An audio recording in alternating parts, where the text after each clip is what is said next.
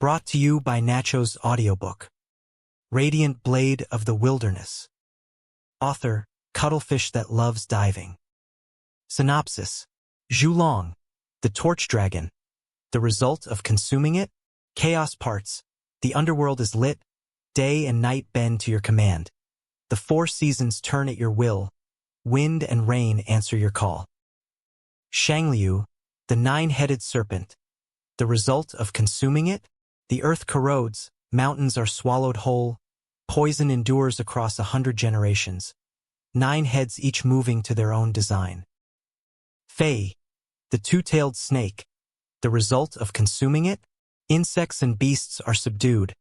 The spirit is fortified. 100 ailments find no purchase. Chong, the three-legged turtle. The result of consuming it? Stealth becomes second nature, and deathly sand flies from your lips.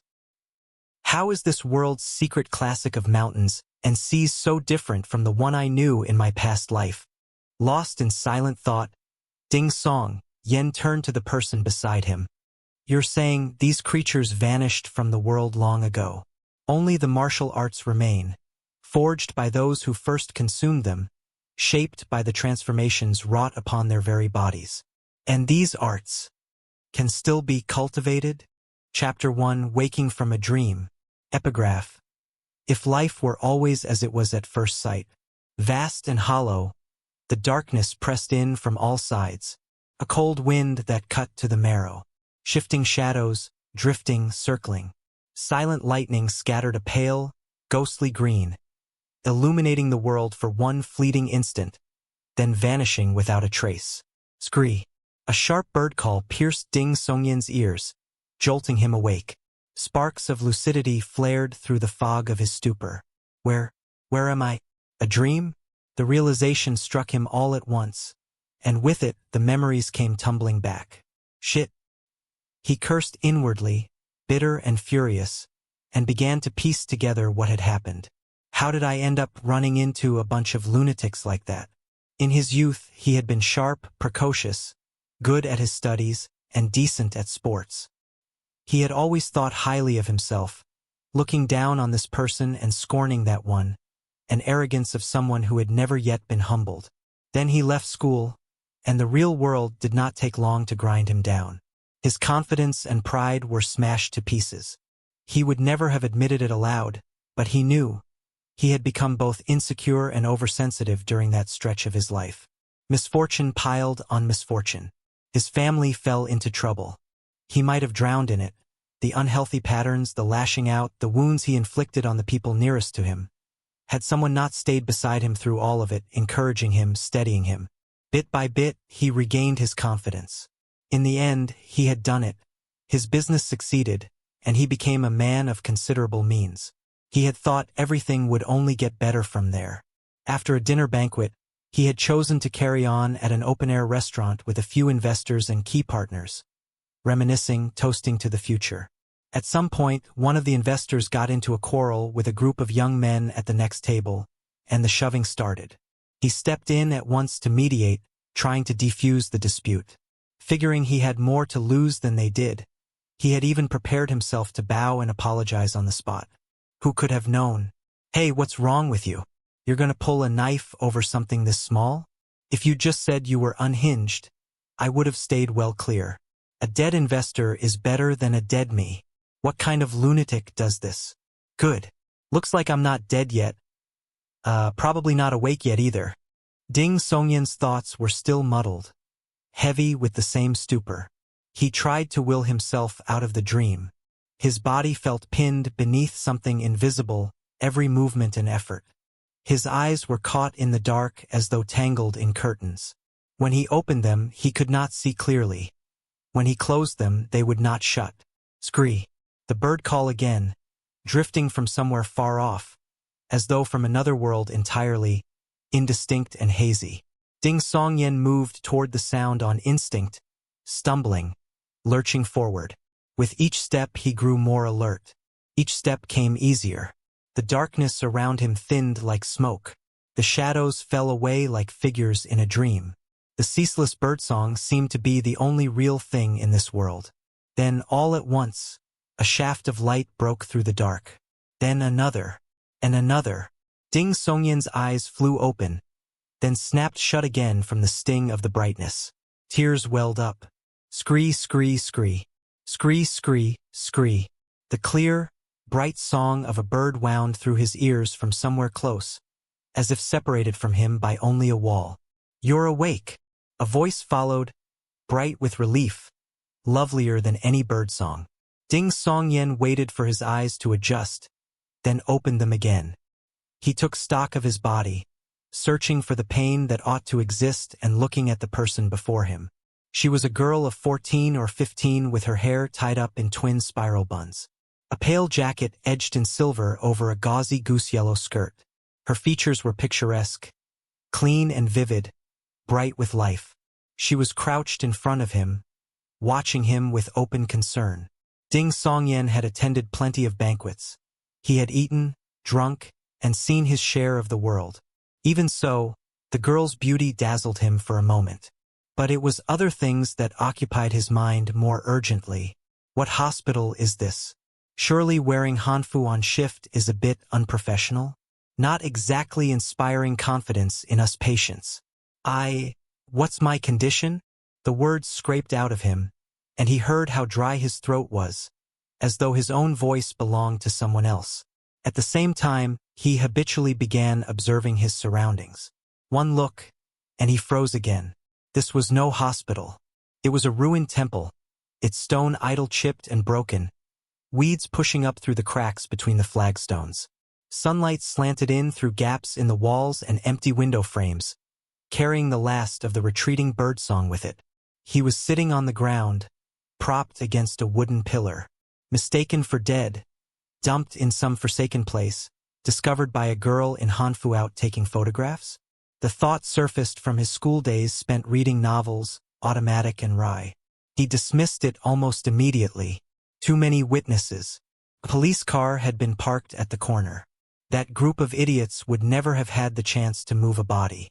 The girl answered his question with unguarded delight. I checked. You're fine. Fine? He looked down at his abdomen. Not a trace of pain. And this setting, this clothing, no way. Did I transmigrate? No, please. I haven't even started enjoying life yet. Ding Songyan raised his head slowly and looked at the girl, choosing his words with care. And you are? He had already made a quiet inventory of his current body and found nothing. Not a single fragment of memory belonged to him. His own past, on the other hand, sharpened by what he'd just relived, was clear as ever. In that case, performing a role he didn't know would only unravel him. No matter how quick his wit, a lie needed more lies to cover it. Once everything required lying, being exposed was only a matter of time. Better than to speak partial truths. No need to keep up a charade. He would not have to rack his brains performing every day or live in constant fear. The people around him would find their own reasonable explanations. The girl with the spiral buns straightened slightly, her eyes brightening all at once. She tilted her head with the playful air of a stage performer and asked with a grin, My dear baby brother, don't you recognize your own elder sister? She watched his face as she said it. His expression did not change. Still serious, still frowning. The smile froze on her face. Something close to alarm crept into her voice, as she asked, completely abandoning her prank, Second brother? You don't remember me? Ding Songyan shook his head, slowly, with every appearance of sincerity. I don't remember anything. The girl rose abruptly to her feet. Come on, we have to go home right now. Mother and father will take you to a physician. Oh no! She stopped halfway up, frozen in place like a figure painted on silk. What's wrong? Ding Songyan asked instinctively. She made a pained face. My legs have gone numb. Ding Songyan tilted his head back and looked up at the cobwebbed rafters. He stood up as well, confirming that he wore a pale moon-white scholar's robe. His height was about the same as before his transmigration, close to 6 feet. There, better. The girl finally worked the feeling back into her legs and reached for his sleeve at once, ready to pull him outside. Ding Songyan stepped back without expression, causing her hand to grip onto air. She looked up at him, her black and white eyes full of bewilderment. He spoke, unhurried. How do I know you're really my sister? Well, She stared at him, completely at a loss, as though the question had never, in all her life, occurred to her as a possibility. Her lips moved. Nothing came out. Ding Songyan explained with great seriousness. Miss, I remember nothing. If you meant me harm and I simply took you at your word and followed you home, wouldn't I encounter something terribly frightening? That's true. She was visibly persuaded. Then her eyes shifted. I know what to do. I'll go back and fetch father and mother. They can prove I'm your sister. Ding Songyan glanced at the girl, who had not yet fully come of age. And how would I know the people who come are really my father and mother? Her mouth forgot to close. A long moment passed. Her lips pressed together. Something indistinct and misty gathered at the edges of her bright eyes. She burst out, aggrieved, urgent, half-panicked. I'll bring the neighbors. I'll take you to the yamen. Father is a clerk at the yamen. His colleagues all know him. They can all swear he's your real father. I am your real younger sister. All right, I believe you. Ding Songyan suddenly spoke. Ah! The girl stared at Ding Songyan in bewilderment. Just like that? Ding Songyan inclined his head slightly. I can tell you're being sincere. Offering to go to the local administrative office, the yamen, unprompted and citing that many witnesses, was not the behavior of someone spinning a deception. I'm willing to bet you've never seen the Truman Show. Sincere. She tilted her head, studying him carefully for a long moment, then murmured without much conviction. Should we go to the yamen anyway, just to be sure? You've got me half-doubting whether you're even my second brother. We'd need someone else to look at you. The clothes, the face, the height, the birthmark, all match. While she deliberated, Ding Songyan ran a quick check of his body. No wounds. Energy surprisingly intact. Following the example of every period drama and novel he'd ever consumed, he brought his hands together in a cupped fist salute. Miss, how should I address you? How should you address me? She suddenly seemed amused. You always called me little sister. Second brother. You really have forgotten everything, haven't you? She thought for a moment, then explained in detail. You are my second elder brother. We have an eldest brother. Father and mother are both living. We've been here in Dingjiang Prefecture for nearly half a year now, under the wing of our elder female cousin, Qin Wanqing, from our mother's side. My given name is Qinyan. You may call me little sister or sister Qinyan. Either is fine. Ding Songyan took this in, and let his manner ease, just slightly. What is our surname? Qinyan made a soft sound and reached up to tuck a loose strand of hair back behind her bun. Second brother, you've forgotten even that? We're Dings. Ding. Something sharpened in Ding Songyan's gaze. A premonition he hadn't expected. And what's my name? Qinyan tilted her head and stared at him for a long moment. Then she let out a quiet sigh and said, low and a little sad, Your name is Ding Songyan. Chapter 2, The Wooden Kite. The answer was unexpected, and yet not entirely so. Ding Songyan felt the absurdity of it, the confusion of it, and then a cold sweat broke across his back all at once. Should I be grateful I don't have to change my name? Or should I be terrified of what a coincidence this size might be hiding? Could sharing a name be the key condition for a successful transmigration? Would the original Ding Songyan have transmigrated into my world? And could we switch back? His thoughts raced. He ran through the openings of every transmigration novel he'd ever read. He had already concluded that this body had been dead before he arrived. He was, in some sense, a soul borrowing a corpse. That was why he could find no memory fragments, why he recognized no one around him, why he knew nothing of what had happened here. Ding Songyan looked up again at the cobwebbed, dust-laden rafters and roof, swept his gaze across the crumbling walls and the broken idol, and searched for a hidden camera. He was looking for the architect of all this, the one who would step out and tell him this was all a Truman Show. That was the answer he wanted most. His last hope. But he found nothing. Second brother, shall we go home? After confirming that her brother had truly forgotten everything, Ding Qingyan's spirits had fallen low.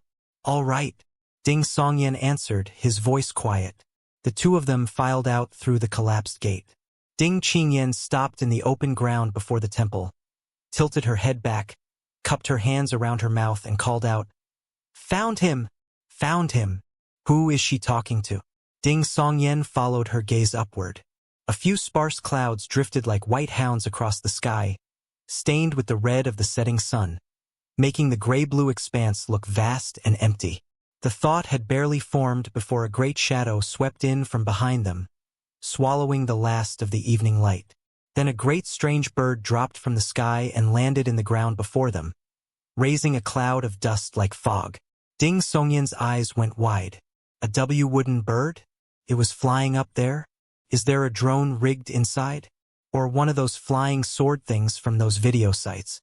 What had startled him so was a bird made entirely of wood, enormous, on a scale with the large helicopters of his previous world.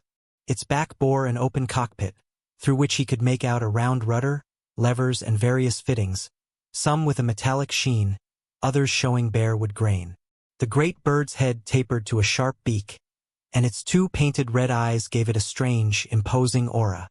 When the wooden wings came to a stop and the dust began to settle, a figure climbed out of the cockpit and dropped to the ground. Ding Qingyan had already covered her nose with one hand and shielded her eyes with the other the moment the flying contraption began to descend, practiced as someone who had done it 1,000 times. Now she glanced sideways at Ding Songyan, her voice taking on a pinched quality, and said, "This is a wooden kite carriage, made by the Jiguran. The third son of the Chu family from Baoping Lane heard you'd gone missing and came to help search." Jiguran, I feel like I've heard that somewhere before. Ding Songyan studied the approaching figure of Chu, who moved in a series of hops. The figure in the blue short jacket was visibly different from an ordinary person. His face bore 3 eyes, the extra one positioned at the center of his brow, set horizontally just like the other 2, but it was currently closed. His lower body had only 1 leg, centered beneath him, which meant he had to hop to move forward. 2 leather belts were wrapped around Chu's waist, hung with a short blade, a small hammer, and an assortment of tools ranging from rough to finely made. Beyond that, he was not so different from anyone else. Decent-looking, with a complexion close to bronze. He glanced at Ding Songyan, then turned to Ding Qingyan with an ingratiating smile. "Little sister Qing, you found Songyan? Shall I take you both back in the wooden kite carriage?" "I'd rather not. Doesn't feel particularly safe." Ding Songyan declined inwardly and began casting about for an excuse. Ding Qingyan shook her head. She looked at the sun, which had sunk a little lower, and said, "Brother Zhongheng, we're grateful for the thought. Home isn't far from here. Second brother and I will walk." Before Chu Zhongheng could press further, she added in a softer tone, "Could we trouble you to inform father, mother, and eldest brother that second brother is on his way home? No need to keep searching outside. Only your wooden kite carriage could manage that, after all." Of course. Right away." At the prospect of doing something useful for Ding Qingyan, Chu Zhongheng's face lit up entirely. He hopped back onto the wooden kite carriage, climbed into the shallow hollow of the cockpit, secured himself, pulled up the lift lever, and turned the round rudder. Watching this, Ding Songyan and Ding Qingyan both stepped back several paces simultaneously, planting themselves at a safe distance, one hand pinching nose, the other shielding eyes. "Little sister Qingyan, I'll be as quick as I can."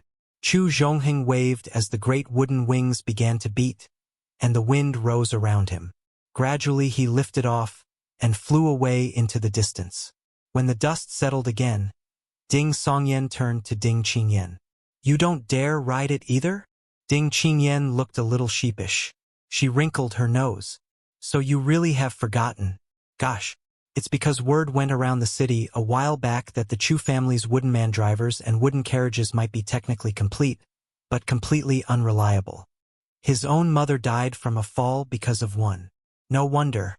One ought to be careful with mechanical constructions like that, Ding Songyan felt he understood Ding Qingyan's hesitation well enough. If the wooden carriages running on the ground already had such great risks, a wooden kite carriage in the air was another matter entirely. Ding Qingyan added, I went and asked Chu Zhongheng about it. He was furious. He said it was a rumor spread by sedan chair carriers and coachmen who were worried about losing their livelihoods. Carriers and ferrymen and brokers. The whole lot of them deserve worse. He also said his mother's death had nothing whatsoever to do with the wooden carriage. She fell into the water while riding the wooden kite carriage out to Heavengaze Gate Island that's situated in the middle of the river. Second brother, do you think I would dare ride it? Ding Songyan wiped away a cold sweat that was not there. Chu Zhongheng has nerves of steel. He spent a fortune on a special umbrella that slows your fall through the air. As long as you don't drown and don't fall from too great a height, you won't die. Ding Qingyan seemed genuinely fascinated by the umbrella. Besides, the wooden kite carriage has been much improved. It used to need a tailwind to fly like a bird. Now, as long as there's no crosswind and you don't fly too far, it manages. As she spoke, Ding Qingyan lifted the veil hat she had been carrying in her left hand this whole time and set it on her head, letting the white gauze fall over her face. Let's go, second brother. It will be dark soon. Ding Songyan gave a small nod and followed Ding Qingyan along the rammed earth road, under a canopy of dense shade, toward the city walls not far ahead. Every so often a horse galloped past them, most bearing riders with blades at their waists or swords on their backs. Between the wooden kite carriage and everything I am seeing now, the Truman Show could be ruled out for now. This world is not quite like any ordinary ancient setting either. Ding Songyan kept his counsel and watched, taking in everything around him in silence, including his newly acquired younger sister, Ding Qingyan. The girl was not short, somewhere between 5 feet 4 inches and 5 feet 6 inches. His eyes were no measuring tape, so he could not be more precise. She walked with a slight bounce to her step, more childlike than girlish, which suggested she was still well loved at home and had not been burdened too early with the weight of adult life. They rounded a thickly wooded bend, and the view opened up before him. In the distance, a great river stretched so wide its far bank was invisible. Along the tributary channels and old waterways flanking it, a row upon row of water wheels stood tall, each one a different shape, each one combining wood and iron, and clustered around them were countless buildings, plumes of smoke rising from within and climbing into the sky. From that direction, faintly, Ding Songyan heard the rhythmic ringing of metal on metal. The dense buildings gave way to high gray-white stone walls, as if gathered in offering around a tower of wood and stone that rose at the city's heart, perhaps 30 or 40 meters tall. The sun was easing itself down toward the river's surface. In the sweltering wave of summer heat, men and women were dressed in short brown work clothes. Sleeves rolled to the elbow and their bronzed muscles gleamed with sweat. They filed out of what appeared to be workshops and streamed steadily toward the city gates. 2 groups stood guard at the gate. One wore battle jackets of red with accents of green, yellow, white, and black, armed with waist blades and long spears. The other, men and women alike, wore fitted black. Their left cuffs were embroidered with scattered points of starlight, while their right cuffs with flickering candle flames. They carried long swords as their primary weapon. They were posted to either side of the gate. Neither group harassed those entering the city. They maintained order with practiced ease, and occasionally questioned those whose movements seemed suspicious. Ding Songyan and Ding Qingyan passed through the gate without incident and moved through the barbican. The noise sharpened at once. The colors multiplied. Ding Songyan took in the crowd at a glance. Some wore straight-hem robes, others upper jackets with long skirts. Some were covered head to toe like Ding Qingyan. Others had their jacket fronts open, the tops of their doo-doo or belly band showing as though it were simply part of the ensemble. Others wore the high-waisted style with a great expanse of white at the chest. The men were no different, some in wide-sleeved robes, some in green-collar scholars' jackets, some in dark straight-cut robes, some in round-collar long gowns. Ding Songyan knew little about the traditional Hanfu, but he had seen enough decent period dramas to recognize that the people here seemed to have gathered the fashions of every dynasty into one place, a jumble like the old market towns he used to visit, full of tourists from everywhere wearing every variety of historical costume for photographs. And apart from Ding Qingyan beside him, not a single woman wore a veil. They showed their faces openly, without the slightest hesitation. Ding Songyan could not help glancing at Ding Qingyan. Too beautiful, perhaps? Afraid of catching the eye of some scoundrel and inviting trouble? Not an unreasonable precaution. In an age like this, without the means to keep things well in order, devastating beauty is more a curse than a gift for someone without strong family connections behind her. Then again, his younger sister was still young, still growing into herself. Otherwise, as the novels and dramas always had it, the suitors would have worn the doorstep smooth. All at once, the tower of wood and stone at the city's center rang out 3 deep drumbeats. Boom, boom, boom. What's that? Ding Songyan turned toward the sound. Before a breath had passed, a streak of fire shot from the top of the tower. It moved like a fierce and quick serpent, plunging down instantly into some part of the city below and leaving only a scattering of bright sparks still hanging in the air. An outstanding spectacle.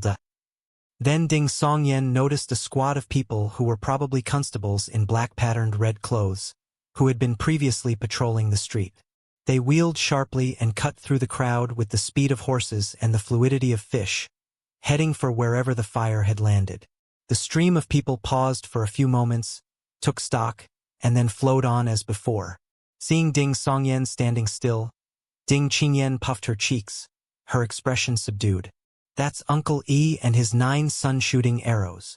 Ding Songyan made no effort to hide his bewilderment, staring straight at his veil-hatted sister. Sigh! Ding Qingyan sighed. Uncle E is the county marshal of Linjiang County, here in Dingjiang Prefecture. His martial arts are said to descend from the great archer E who shot down the 9 sons. That is why all of his clan take E as their surname. Today he has the watch at the tower. The watch tower. Ding Songyan repeated the words back. Ding Qingyan raised her arm and pointed at the tower of wood and stone. There. That is the watch tower. Every city has them, more than one, and there are smaller ones along the walls as well, though none as tall as this. Every day, the county office, the prefecture, and the Bright Night sect each station experts with far-sight abilities atop the watchtowers in rotation. They watch for martial violence within the city walls and for threats approaching from beyond them. A human surveillance network, no, a martial one. That arrow just now seemed extraordinary, clearly beyond the limits of any ordinary person. And that was only a county marshal. Ding Songyan listened, quietly astonished. Chapter 3. The Ding Family. Ding Qingyan did not continue along the busy street. She grabbed Ding Songyan's sleeve and turned him into a side alley. Coming the other way was a group of men and women in fitted black, silver starlight on their left cuffs, orange candle flames on their right. They swept past and were gone, leaving the air swaying gently in their wake like the surface of disturbed water.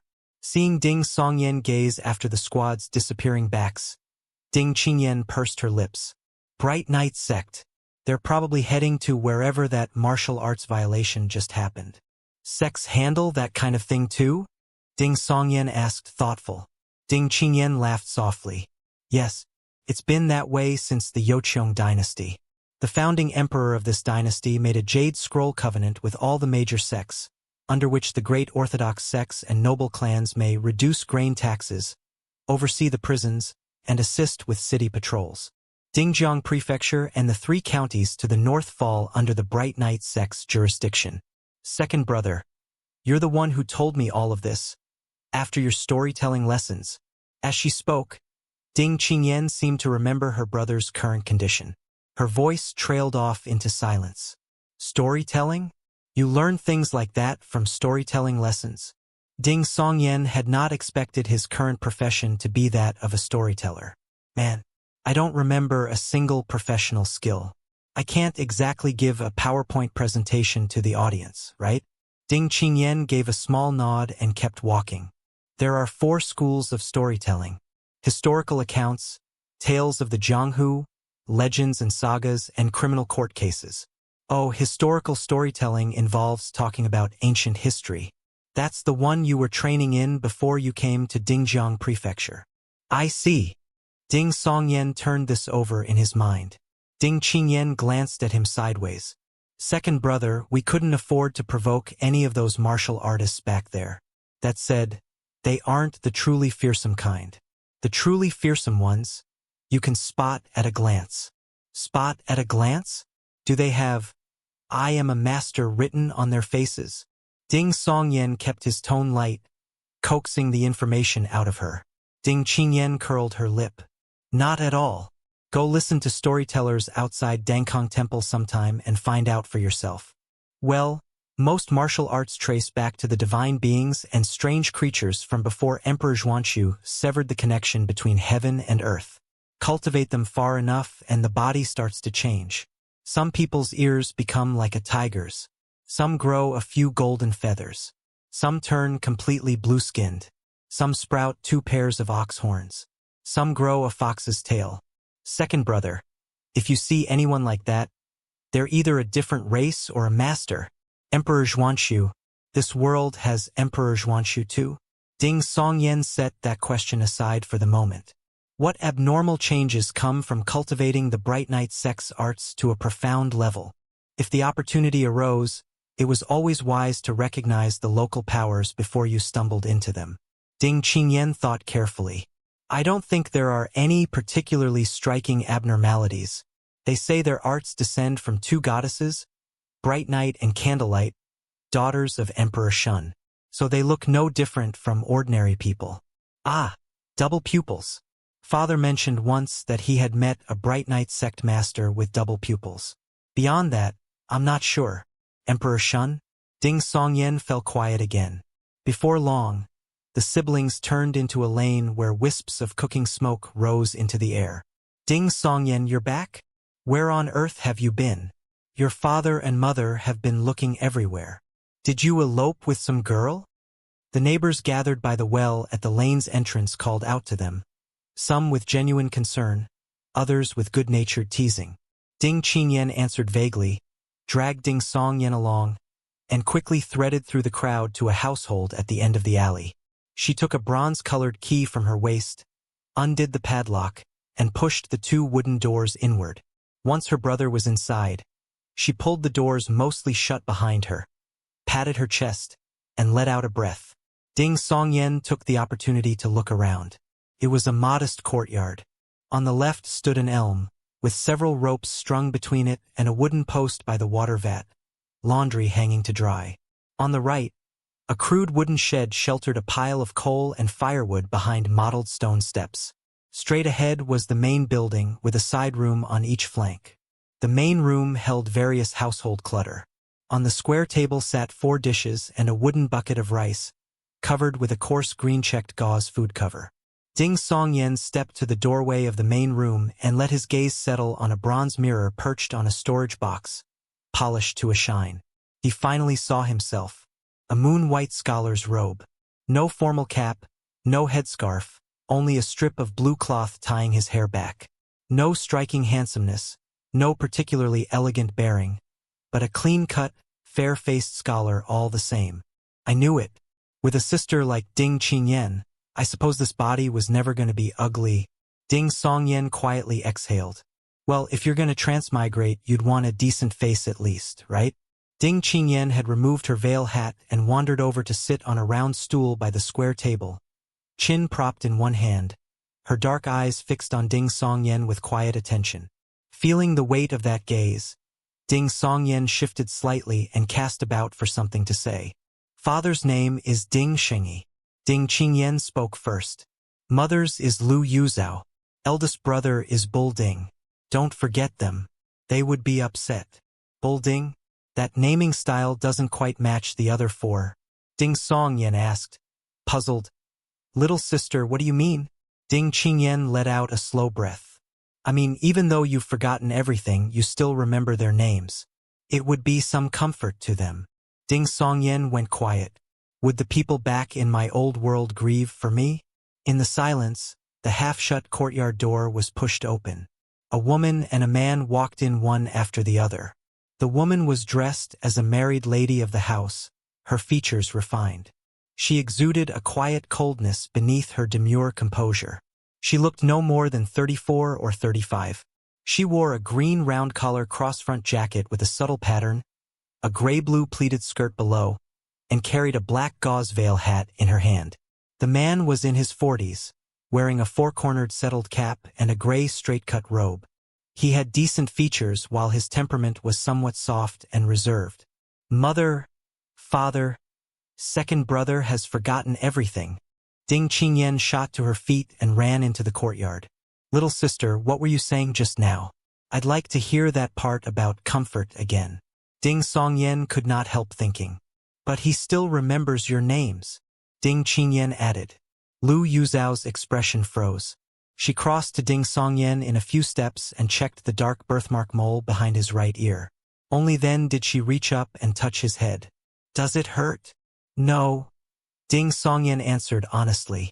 From the body's approximate age and the fact of an elder brother, he reasoned that Lu Yuzhao should already be in her early 40s.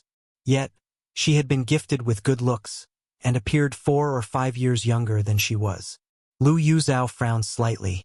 Then how can he have forgotten everything? Could it be soul departure sickness? Ding Xingyi had begun his own examination. Ding Songyan ruminated carefully. Father, mother, what happened to me before this? Ding Xingyi walked a slow circle around Ding Songyan, observing as he spoke.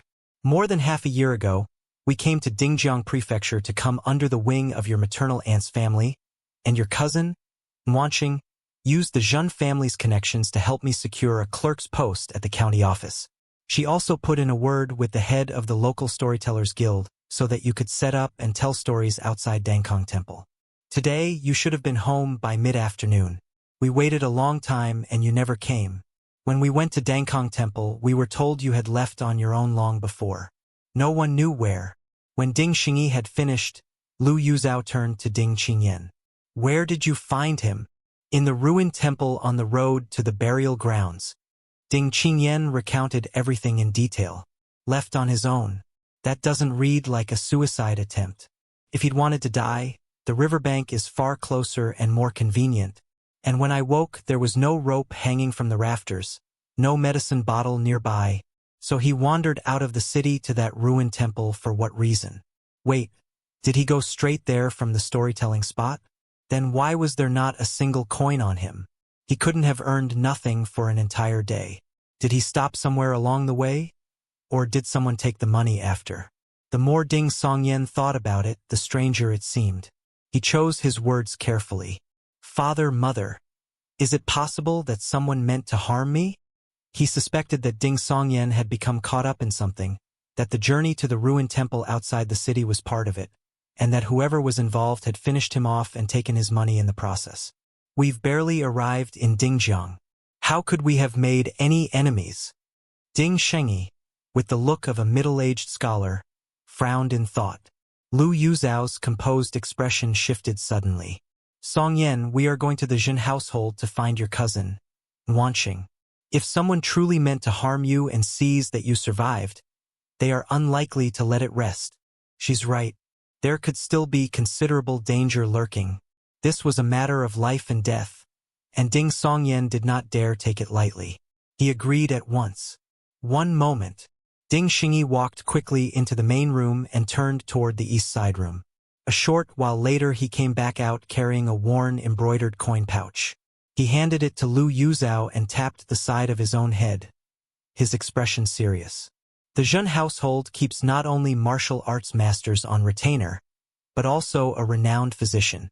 If Songyan's soul departure sickness can be treated, do not be sparing with the money. Father, I've saved up some too. Ding Qingyan turned and prepared to dash back to her room. Wait and hear what the physician says first. Lu Yuzhao stopped her. Bang. The courtyard door was shoved open. A voice followed like rolling thunder. Mother, is Songyan all right? The figure who came crashing into the courtyard stood well over 9 feet, dressed in a gray rough cloth short jacket. His hair wrapped in dark blue cloth like Ding Songyan's.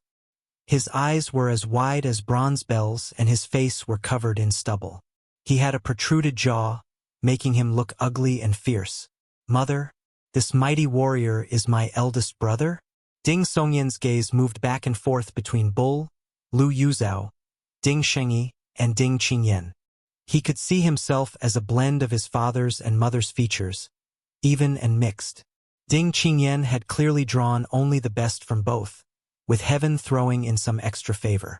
But there was still some family resemblance in all four cases. Bull, by contrast, bore no visible connection to this family at all. Like a black bull that had strayed into a flock of sheep, alien at a glance. Combined with the name that had never fit the others, Ding Songyan could not help wondering if he'd been fished out of the river as a baby. Lu Yuzhao glanced at Bull and said coldly, "You came back so late that even if something had happened to Song, you would not have been there to help." Bull snapped upright and let his arms fall to his sides, shrinking into himself. "My stride is long, so I searched far out." Lu Yuzhao looked away, her face still cold. "Take something to defend yourself with and escort Songyan and me to the Jin household." "Yes, mother." Bull brightened at once. He rummaged through the pile of firewood and produced an iron rod as thick as a man's arm. Its surface was rough and uneven, pitted and knobbed, as though cast from scrap metal, and it looked extraordinarily heavy. In Bull's hand it might as well have been a child's toy. Born with divine strength, Ding Songyan felt considerably more at ease. He followed Lu Yuzhao out through the courtyard door. Chapter 4, Night Secrets. It took a full half an hour for Lu Yuzhao and the two of them to reach the Jin household on North Water Street. Along the way, Ding Songyan kept his silence, watching the streets with focused attention, absorbing every useful detail like parched earth drinking down a sudden rain. As the seat of Dingjiang Prefecture's administration, Linjiang County streets were all paved with gray-white stone slabs. Open channels ran along one or both sides of the road, with covered drains running beneath them. No smell of filth hung in the air. The streets were busy. Vendors selling pearl ornaments and combs, embroidered silks, blades and throwing stones, paintings and folding fans. Preserved fruits and cool drinks were everywhere, yet wooden rails kept them from spilling into the flow of carts and horses. Figures dressed as wandering heroes and martial artists were common, men and women, old and young alike. But Ding Songyan saw none of the physical abnormalities his sister had described. They were apparently not so common. Among the crowd, several men and women moved through the lanes carrying pole loads, coal stoves and cookware up front, boxes of ingredients behind. When someone showed interest, they would stop, stir-fry a dish on the spot, and fill the air with the smell of it. On the second and third floors of the buildings lining the street, windows would open from time to time. Women called down orders for dishes or preserved fruits or cold drinks, lowering ropes with bamboo baskets holding their coins. Ding Songyan had initially taken this for strict propriety, ladies of a house too proper to step outside. Then he looked again at the women competing for attention on the street below, and at the men doing the same thing with their dangling baskets, and he came to a realization. It was laziness, pure and simple. Too lazy to come downstairs. Too lazy to go out. Wait outside the gate. After the gatekeeper admitted them, Lu Yuzhao told Bull to wait outside. She led Ding Songyan in through the side entrance, past the inner screen wall, and along a covered walkway into the compound, moving with easy familiarity. Taking in the rockeries and ponds, the ornamental stones and pavilions along the way, Ding Songyan felt a quiet worry creep in. A physician would likely be seeing him soon. Would the doctor notice that something was wrong? That he was, in some sense, a borrowed corpse returning to life? It was a serious question that deserved careful thought, but set against the threat of someone still wanting him dead, it was the lesser of two dangers. He could only be grateful they were consulting a doctor and not a monk or a Taoist priest. Your cousin, Nwanqing, is only a concubine of the second master of the Jin family, Lu Yuzhao said in a low voice as the independent courtyard where Qin Nwanqing lived came into view. She was still wearing her black gauze veil hat, her back straight as ever. But she is greatly favored, and the second master is the eldest legitimate son, so she carries some weight in this household. Only a concubine? And this world cares about legitimate and illegitimate lines too. Ding Songyan noted the details with quiet amusement. Following a maidservant who had come out to receive them, he entered the courtyard with Lu Yuzhao. Water flowed in with a rush, driving a water wheel at the side of the pond, whose motion carried through to a set of wooden connecting rods that extended into the building, pushing back and forth in a steady rhythm. Stirred by the moving water, mist rose from the pond, its lotus leaves of vivid green, bringing a breath of coolness to the courtyard and cutting through the thick summer heat. A faint fragrance wafted through the air. Not a mosquito in sight. Inside the room, Songyan saw at once a fan-like contraption of wooden blades spinning rapidly. Connecting rods drove the mechanism, sending out a steady stream of cool air. Combined with 4 basins of ice set in the corners, the room felt nothing like midsummer. Quite advanced, he murmured to himself, surprised. Water-driven fan wheel. Have you forgotten it, Songyan? A voice came from behind a folding screen, carrying a light smile and a touch of languid ease. Songyan turned. A graceful figure stepped around the edge of the screen. Her hair was drawn into a drooping chignon with a floral ornament placed at her brow. A bright red silk skirt gathered high at the chest and over it, a sheer half-sleeve of gauze draped. She was fair-skinned and full-figured, with vivid features and a bewitching disposition. In one hand she held a mirror with a glass face. The women of the Lu line really do come in every circumstance, rich or poor, down or successful, but never ugly. No wonder she is so favored. And this world already has functional glassware. A luxury item by the look of it. Songyan did not answer Qin Wanqing's question. He had no need to. The family would explain for him. Lu Yuzhao, who had already removed her black gauze veil hat, spoke in a measured tone. Wanqing Songyan was attacked. He no longer remembers the past. Attacked? Qin Wanqing's expression fell. She handed her mirror to a maidservant and circled halfway around Songyan. Aunt, what do you mean? Lu Yuzhao glanced at the personal maidservant standing beside Qin Wanqing. Seeing that her niece had not dismissed the girl, she calmly told the whole story from beginning to end, leaving nothing out. Qin Wanqing listened with a slight frown, then turned to Songyan. Songyan, you truly remember nothing? Nothing. Songyan kept it brief. Qin Wanqing paced a step or two, brow still furrowed, and spoke to her maidservant. Sueha, go and find out whether Physician Xiao is at the clinic or here in the household. If he is here, invite him over. And Master Yu as well.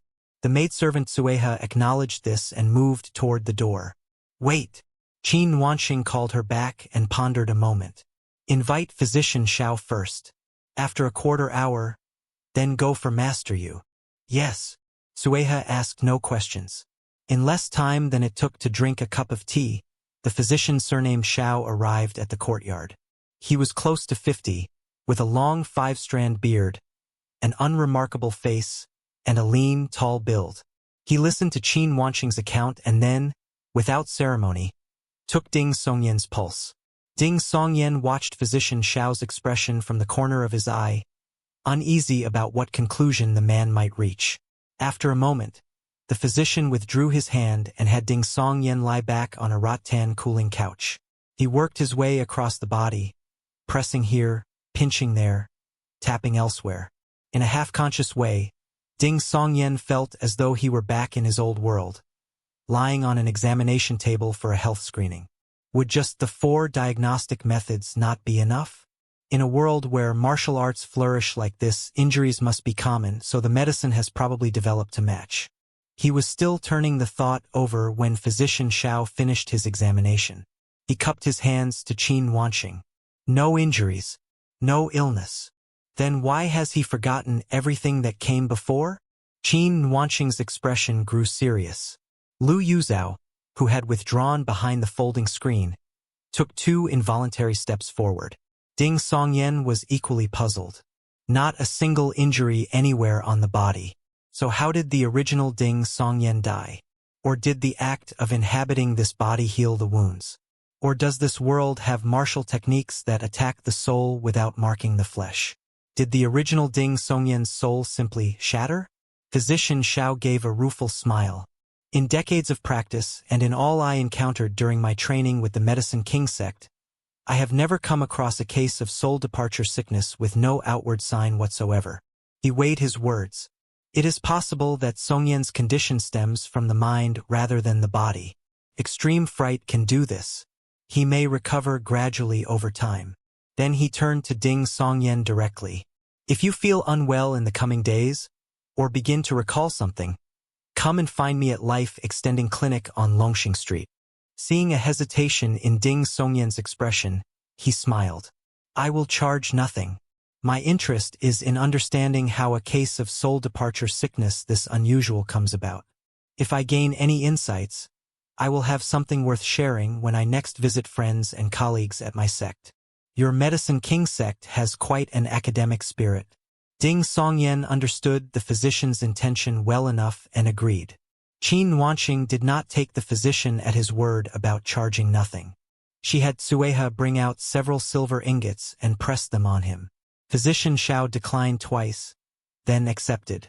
After the physician left, a short while passed, and then a figure entered the room without a sound. It was a middle-aged man with a somber expression, wearing black fitted short clothes and a small cap.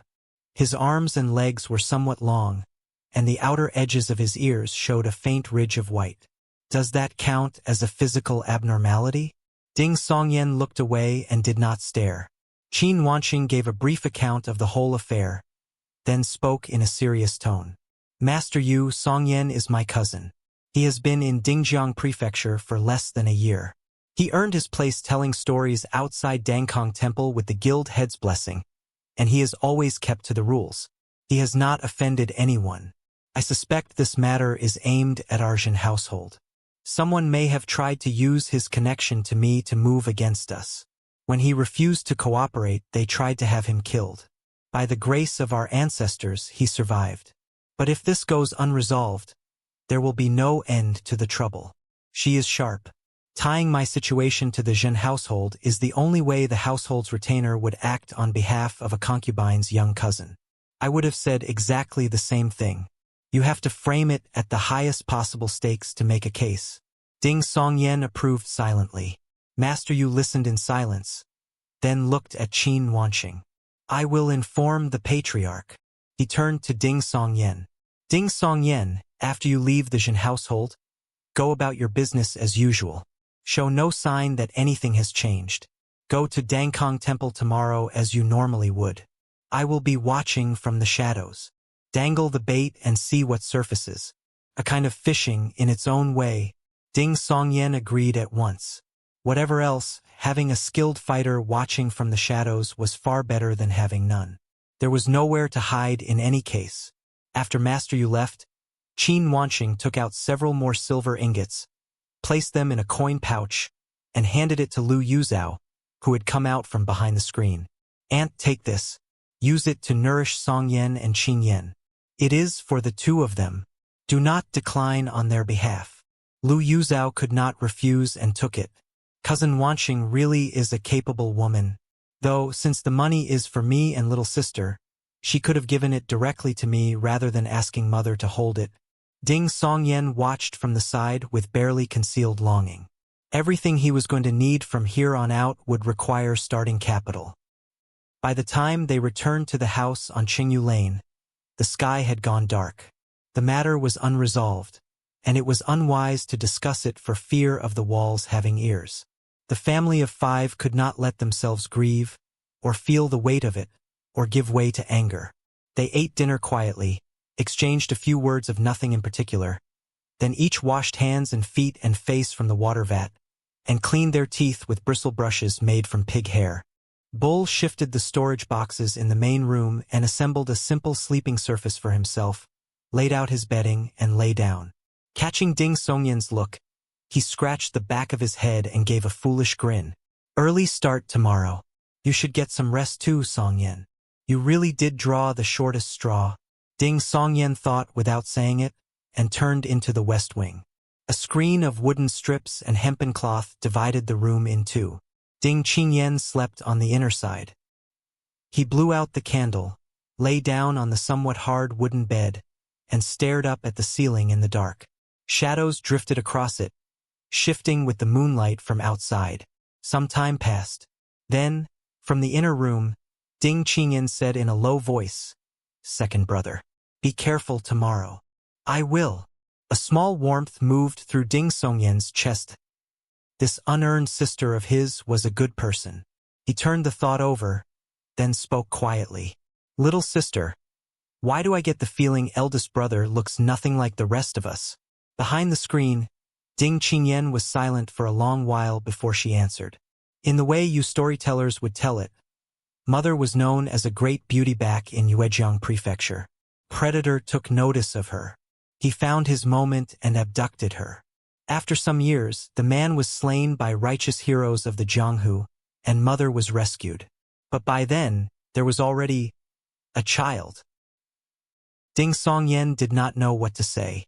Ding Qingyan's voice came through the screen with a quiet, self-deprecating note.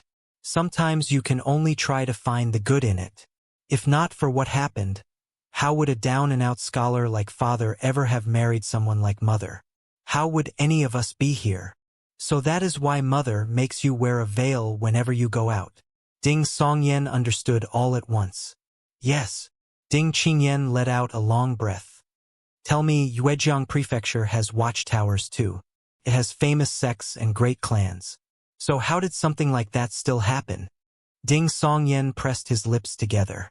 Any measure can solve most problems. None can solve all of them. The siblings fell into silence together. Watching the drifting shadows on the ceiling above him, Ding Songyan felt, for the first time, the weight of how dangerous this world truly was. And the reckless lunatics here were probably more numerous and more dangerous than anything he had known before. People who carried lethal weapons had lethal impulses to match. And on top of that, martial arts. He had to find a way to learn some form of self-defense. He could not afford to die again at the hands of some lunatic without warning. Could not afford to be caught helpless when it mattered.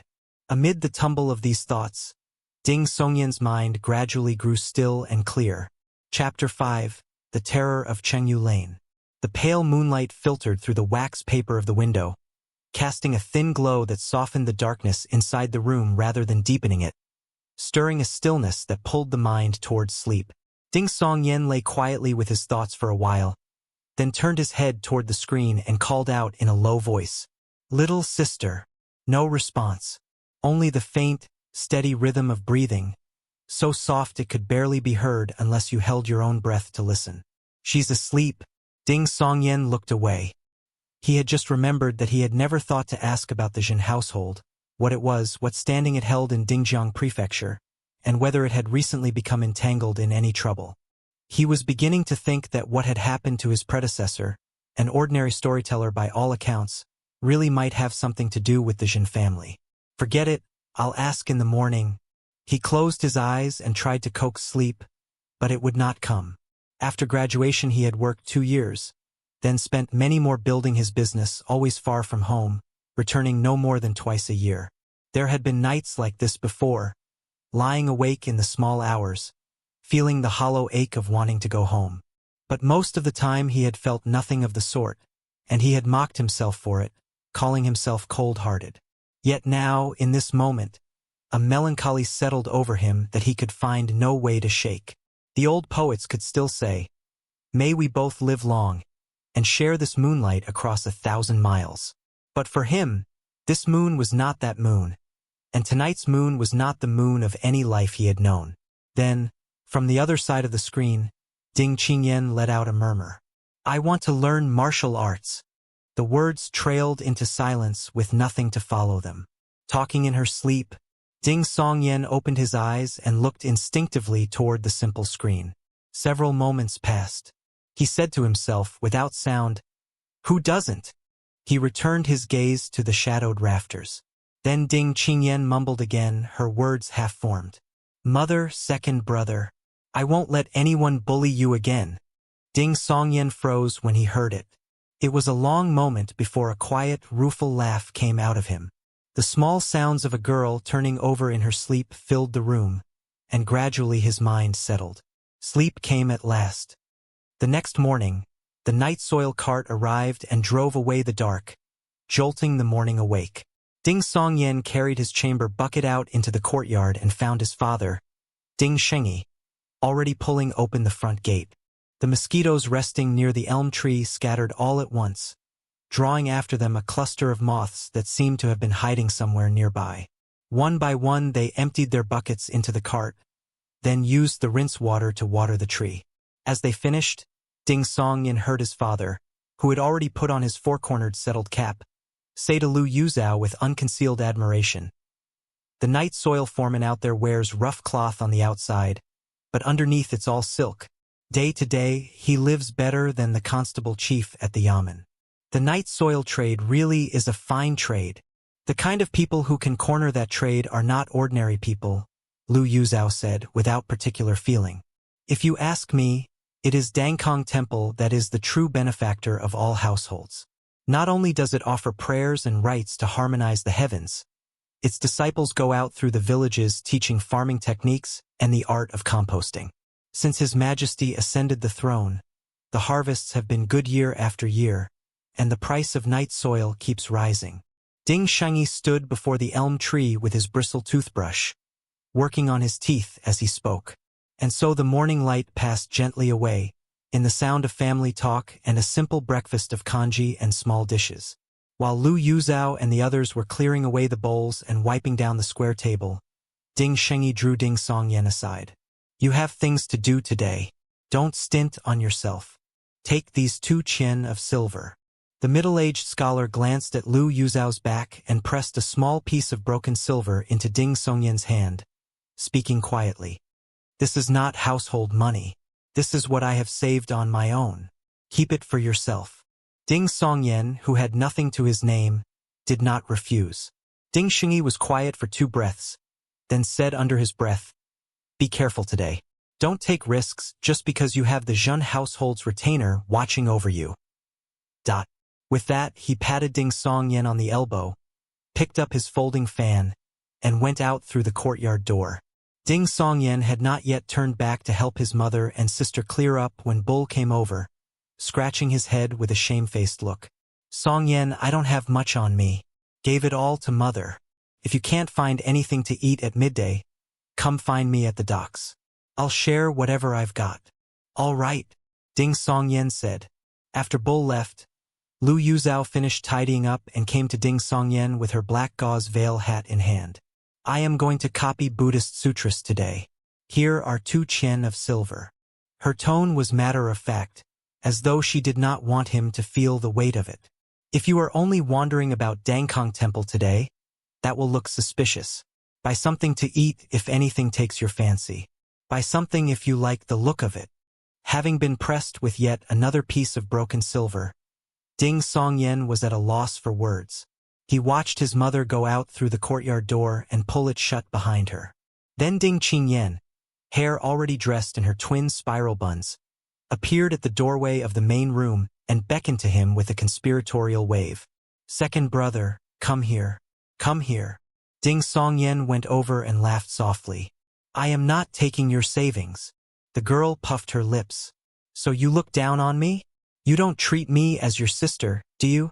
She arranged her face into an expression of trembling, imminent tears. Seeing that Ding Songyan was entirely unmoved, she huffed. "I just want to give you some copper coins. You're going to Dangkong Temple today. You'll definitely want to listen to the storytellers, hear about ancient history, and hear about the Jianghu. Are you really going to tip them with silver? Excellent read." Ding Songyan had already been turning over the idea of spending the day at the storytelling stalls to start building a picture of how this world worked. He thought and said, "Fine. Give me some." Ding Qingyan's face lit up at once. She bounced back into the west wing and returned with an embroidered coin pouch, its scent faintly sweet. Inside were several small silver ingots and a good number of loose copper coins. "These are from Sister Nwanqing, and these are what you used to bring back and give me after your storytelling, telling me to save up something of my own rather than relying only on father and mother. There's still quite a bit left in the box." Ding Qingyan counted out the copper coins as she talked, her voice going on and on. Then, gradually, she fell quiet. When Ding Songyan took the coins from her, Ding Qingyan's smile came back. She raised a small fist. "Second brother, even if you've forgotten it all, I haven't. And I won't." Ding Songyan exhaled quietly and could only say, in a patronizing way. Perhaps it will all come back to me one day. He turned the coins over in his hands. There were two kinds. One stamped, Xingping Heavy Treasure, with the inscription worth 5. Another stamped Jianwu Circulating Treasure, together around 51. The characters are regular script, traditional form. I can read them well enough. Writing them is another matter. He tucked the 2 pieces of broken silver into the inner sleeve pocket stitched into the elbow of his pale straight robe, and put the copper coins in the belt pouch at his waist. He looked up. Does Mother believe in Buddhism? No. Ding Qingyan shook her head. That's Mother's job.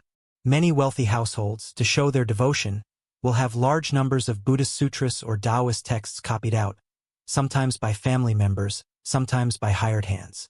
Since it tends to be the women of the household who favor this kind of work, they like to find women from decent families who can read and write to help. When I come of age, I can go too. So Mother earns money by copying sutras and scriptures? Ding Songyan understood now, and confirmed that this world had both Buddhism and Taoism. That sort of work is not always available. It usually comes up around Buddhist festivals, or when some matriarch of a great house has a birthday. Ding Qingyan held up the coin pouch, which was noticeably heavy. Most days, Mother works as a hairdresser. She goes into the inner quarters of households and helps the ladies with their elaborate hair arrangements. She also does facial hair removal, ear cleaning, and so on. If there is no work to be had, she stays home and does the washing and laundry with me, and sees to the food. Ding Songyan nodded, then glanced at Ding Qingyan with a trace of concern. So you are home alone much of the time?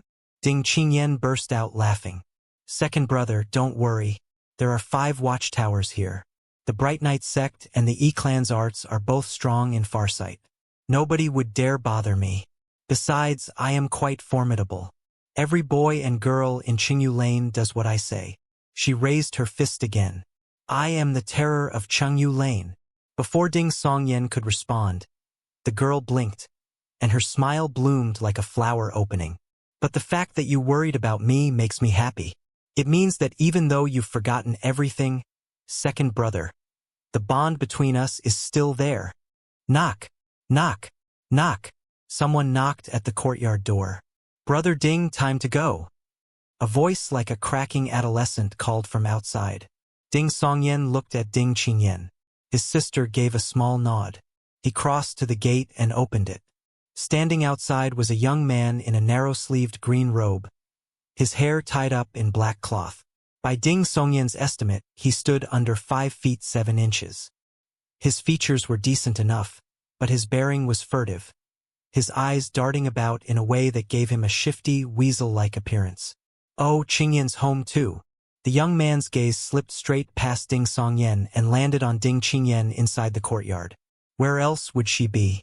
Ding Songyan looked at the young man and raised an eyebrow. The young man scrunched up his shoulders and gave an awkward laugh. Brother Ding, we ought to get going. I heard you had a bit of trouble yesterday. At this point Ding Qingyan called from a few paces back. Su Chang'an, wait a moment. I have a few words for my second brother. Of course, Sister Qingyan. Su Chang'an nodded quickly and waved at her. Ding Songyan went back inside, signaling for her to share her piece. Ding Qingyan pulled him toward the main room and lowered her voice. That's Su Chang'an. He also lives in Xiangliu Lane, over by the well. You used to like going to Dangkong Temple with him. He is a thief. A thief. Ding Songyan's hand moved instinctively toward the elbow of his sleeve. Ding Qingyan laughed. He wouldn't dare steal from you. Not if he wants to answer to the terror of Xiangliu Lane. Listen, while you're out today, would you help me pick out a gift for Chu Zhongheng? He went to all that trouble for us yesterday, and we ought to show some appreciation. You can't let too many favors pile up unreturned. Remember, he likes mechanical toys and gadgets. I'll give you the money this evening. That is the right thing to do. Ding Songyan approved. His sister added a few more reminders and gave him a brief account of the Jin household situation, then let Ding Songyan go out with Su Chang'an and leave Xiangliu Lane. Brother Ding, what happened to you yesterday? Su Chang'an asked along the way, unable to contain his curiosity. He was genuinely concerned, of course. In his own mind, This was his future brother-in-law. Ding Songyan was unhurried. Rather than answering, he turned the question around. What time did you leave Dangkong Temple yesterday? After the evening gathering. I came looking for you, but you're already gone. Su Chang'an answered without suspicion. The previous Ding Songyan's movements really were strange. Ding Songyan did not explain anything. He simply kept asking questions, drawing out information and building up his picture of things. Talking and joking as they went, the two of them walked to Dangkong Temple on the eastern side of the prefectural city. The market outside the temple was vast, the crowd thick and jostling shoulder to shoulder. Fruit, vegetables, preserved meats, pearl ornaments and jade pendants, blades and weapons, folding fans, sugar figurines and candied fish, all on display. Fire breathers and Taoist conjurers performed, along with kickball players and acrobats, singers and dancers. Gambling stalls and pitchpot games tried to lure in passers-by, while traveling medicine sellers peddled dubious remedies and plain old licorice. It was everywhere at once. Through the clamor of hawkers and calls, Ding Songyan and Su Chang'an came to a stop beside a storyteller's pitch. Last time, we left off with Jin Xiaochong, a true lineage disciple of the Gone Kingdom's everlasting sect, who set out to challenge the Jianghu with his sword. But before he ever reached Nuyu or our Great Zhao, he was met in the Five Mounds Mountains of the Gone Kingdom by Su Yunzhong, the fourth-generation disciple of the Celestial Maiden sect, who broke his 7-killing sword art with his 12 ways of the Great Void, and told him plainly that his weakness was an insufficiently firm killing intent. Su Yunzhong's name shook the world that day. Those who enjoy such things placed him on the Jianghu's Jade Tree rankings, with the comment, clear and graceful, brilliant and free. Chapter 6, Great Zhao. Now, you might wonder, dear listeners, how the Celestial Maiden sect comes to have male disciples. The words Celestial Maiden refer only to the origin of the sect's arts, not to its current members. It is the same with the Imperial Daughter sect, which traces its lineage to Nuwa, daughter of the Flame Emperor, yet counts both men and women among its disciples. As for Su Yunzhong, he comes from a family of deep martial heritage. His aunt, Su Ludan, was the beauty the Jianghu unanimously crowned as peerless 30 years ago. Now, dear listeners, as the saying goes, every flower finds an eye to admire it, and spring orchids and autumn chrysanthemums each have their season. When enthusiasts compile their rankings of great beauties and outstanding heroes, there is always argument. Who makes the list, who comes before whom? Everyone has their reasons, and those who disagree do not stop at words. Feuds have been started over it, and blood has been spilled. So for a long time now, such lists have carried no strict order. Only those of undisputed renown are included at all. Since the imperial court moved south, nearly 260 years have passed. In all that time, across the strife and upheaval of the age, only 2 women have been acclaimed peerless beauties by heroes and heroines of every nation without exception. One is Su Ludan of the Celestial Maiden sect, 30 years ago. The other is Feng Yining of the Five Saints sect, 10 years past. Feng Yining swallowed a phoenix egg in childhood. By the time she stepped into the Jianghu at 16, she had already reached the Dharma realm and achieved the rank of Grandmaster. She blazed across 4 years, dazzling all who saw her, and no small number of heroes pledged themselves to follow wherever she led. In her final battle before returning to the Five Saints sect, she met Jihani, the heretic of the void-annihilating way, and broke Ji's divine art of heaven and earth transmutation with her spear of righteousness and fist of honor, leaving Jihani with a crack in her spirit from which she has never recovered, shutting her out of the Heavenman realm and the rank of Supreme Master forever. Now you might say, dear listeners, losing one battle hardly seems reason for a lifetime of stagnation. But Jihani is also a woman of breathtaking talent, and she was only 19 at the time. She cultivates the Sutra of Celestial Heart Wisdom, one of the 3 great secret scriptures of the Sage Severing Way, and she had sought Feng Yining out herself, in the pride of her heart, issuing the challenge of her own accord. The loss was not a single exchange, and the root principle of the Sutra of Celestial Heart Wisdom, the divine art of heaven and earth transmutation, demands that one's own heart mirrors the heart of heaven. If one's own heart carries a crack, how can it merge with heaven's heart, and achieve the Heaven-Man realm. Had she managed to defeat Feng Yining in a later encounter, that crack might have healed. But Feng Yining returned to the Five Saints sect and entered a life-or-death seclusion, seeking the Heaven-Man realm. 8 years have now passed with no word. By the precedents of old, she has in all likelihood been gone for some time.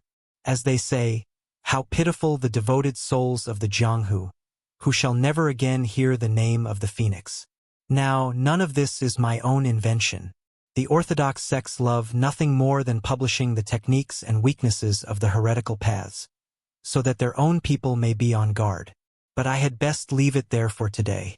Otherwise, if some wandering heretic from the sage-severing way passes through Dingjiang Prefecture and catches wind of this, they might come creeping to my door in the night and not even give me a clean death. Dear listeners, that is a risk I'd rather not take. So if this has been worth anything to you, reward me with a warm meal. Those with coin, thank you for it. Those without, thank you for your presence. Whatever you give is a kindness, and I am grateful for it. Ding Songyan tossed a few copper coins into the bamboo tray being passed around, then stayed to listen as the storyteller moved on to more tales of the Xiangliu. By the time he finished, Su Chang'an was so caught up in it all that he could not help turning to Ding Songyan with a dreamy look. Brother Ding, do you think I could become a great thief? The kind who moves through moonlight and takes treasures right from under the noses of a whole array of masters. You? Ding Songyan gave him a sideways glance and said mildly, "Stand up straight." Su Chang'an looked baffled but did as he was told. Ding Songyan studied him for a few breaths, and gradually a smile worked its way onto his face. Now there's the bearing of a great thief. Flattery costs nothing and buys goodwill. Why not? Su Chang'an was delighted beyond measure. He decided that Brother Ding was the finest friend he had ever had in his life. He kept his back straight and paced back and forth with great self-satisfaction. Ding Songyan listened for a while longer, then decided to head over to the storyteller who covered historical accounts, to learn what he could from that quarter. Throughout, he had been quietly watching the crowd around him, looking for anyone whose expression might betray surprise at his reappearance. He had taken 7 or 8 steps when someone sidled up to him and produced a thin booklet, speaking in a lowered voice. Interested? Portraits of the peerless beauties of the Xiangliu, with illustrations. The artist has excellent brushwork. Only 3 silver or 24 copper coins. Ding Songyan glanced at the bookseller without speaking. The bookseller, young-faced but with the world-weary eyes of someone twice his age, looked left and right. Not interested in that one? What about this? Outstanding Heroes of the Xiangliu. He produced another volume. Ding Songyan pointed at the portraits of peerless beauties with some amusement. Are these authentic? The bookseller had a rough idea what was meant, and was about to launch into his pitch, when he caught Su Chang'an beside Ding Songyan giving him a hard stare, and noticed the man who'd asked was smiling without quite smiling, his intentions unclear. He stumbled slightly. The artist never saw them in person.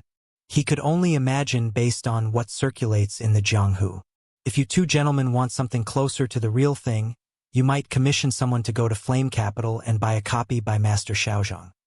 He has met 2 or 3 of the subjects himself. Ding Songyan let it drop and asked in thought, "Do you have anything relating to the Bright Knight sect?"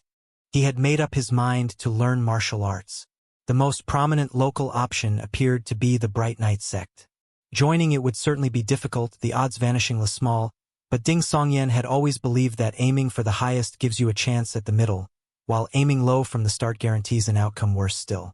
So all his early preparations, he decided, ought to be set to the standard of seeking admittance to the Bright Knight sect. For that, he needed information. At the question, the bookseller took a sharp step back and shook his head firmly. Nothing. Ding Songyan raised an eyebrow. The bookseller glanced quickly in both directions and said in a rapid undertone, "They are actually here in Dingjiang Prefecture. Taking liberties with the masters on the rankings and the portraits is all very well, since they're not in the area to come looking for you, isn't it?" Ding Songyan clicked his tongue and moved on with Su Chang'an to the next storyteller's pitch. He listened for a long while, piecing together what he'd heard with the earlier tales of the martial world and what his sister had told him about the Jin household. he began to form a first picture of this world. This place was called the Great Wilderness or the Mountains and Seas Realm. After you, the great sun, Qi founded Xia, history seemed to diverge from the world Ding Songyan had come from. The mythology was familiar in outline but skewed in its particulars. There had been a Qin and a first emperor who unified the Great Wilderness and brought the 100 ethnic groups to heel, but the dynasty had endured for over 200 years. Several lines of poetry Ding Songyan knew from his old world had appeared here as well, though their origins were unclear. The storyteller in question had been covering the history of the current dynasty and had only touched on earlier periods briefly. The current dynasty bore the name Great Zhao. The imperial family claimed descent from Zhulong, god of fire, and took Hong as their surname. They had once held the whole realm, but nearly 260 years ago, a great upheaval tore everything apart. The Darren, people of immense stature, the Zhorao, small but swift, the Sanshan, each bearing 3 bodies, the Sanzhou, each crowned with 3 heads, the Jingren, the quiet people of the southern reaches, the Junzi, a people renowned for their virtue, the Shouma, wanderers of the far western wastes, and the Chuanrong, the canine-headed of the north, all rose in rebellion at once, and the realm fell into chaos and disorder. A scion of the Hong line re-established the dynasty south of the Great River, at Flame Capital, and held back the tide of collapse through alliances and diplomacy.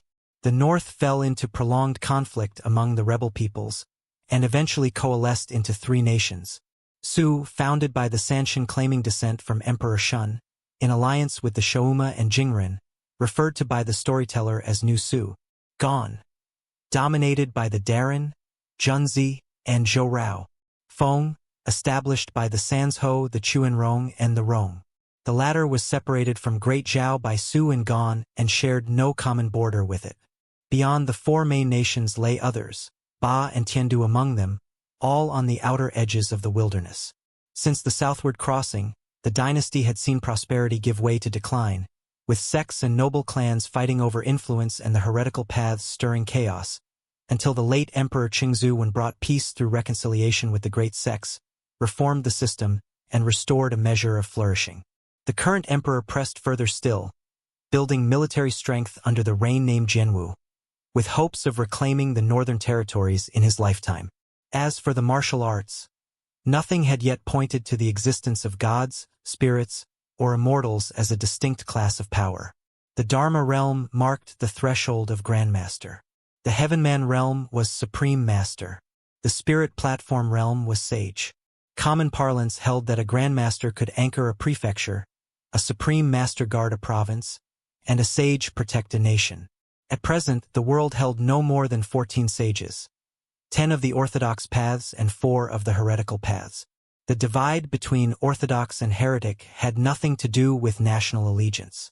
Those who embraced chaos as their purpose, who took pleasure in spreading catastrophe, whose arts were brutal and bloody, these were the heretical paths, hunted in every nation, though some states were not above making use of them to destabilize their enemies.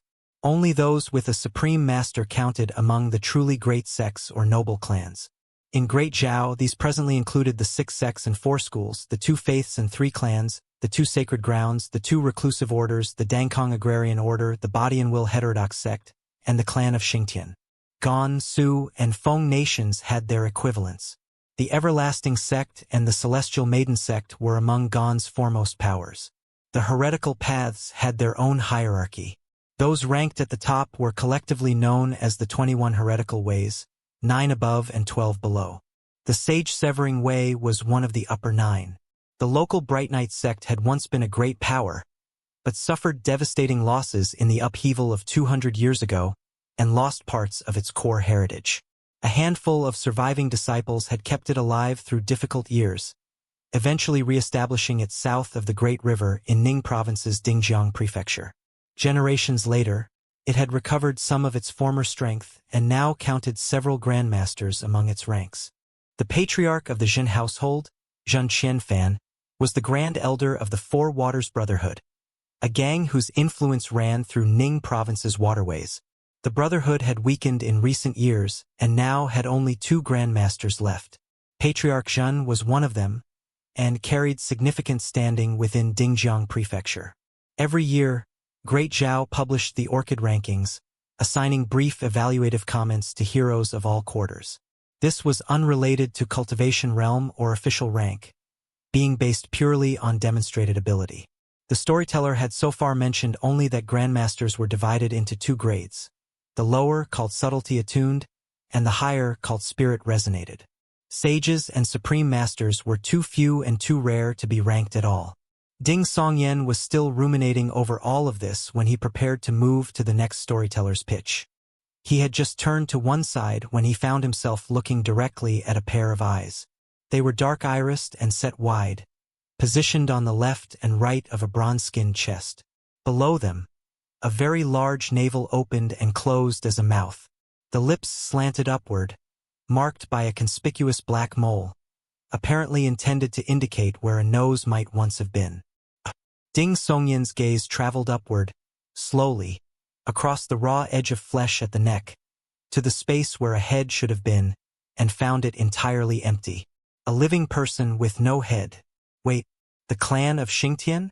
The headless figure in the open blue-black jacket, muscles knotted beneath, standing well over 9 feet, who had apparently already been on his way, glanced back at Ding Songyan, then turned and walked toward Dangkong Temple.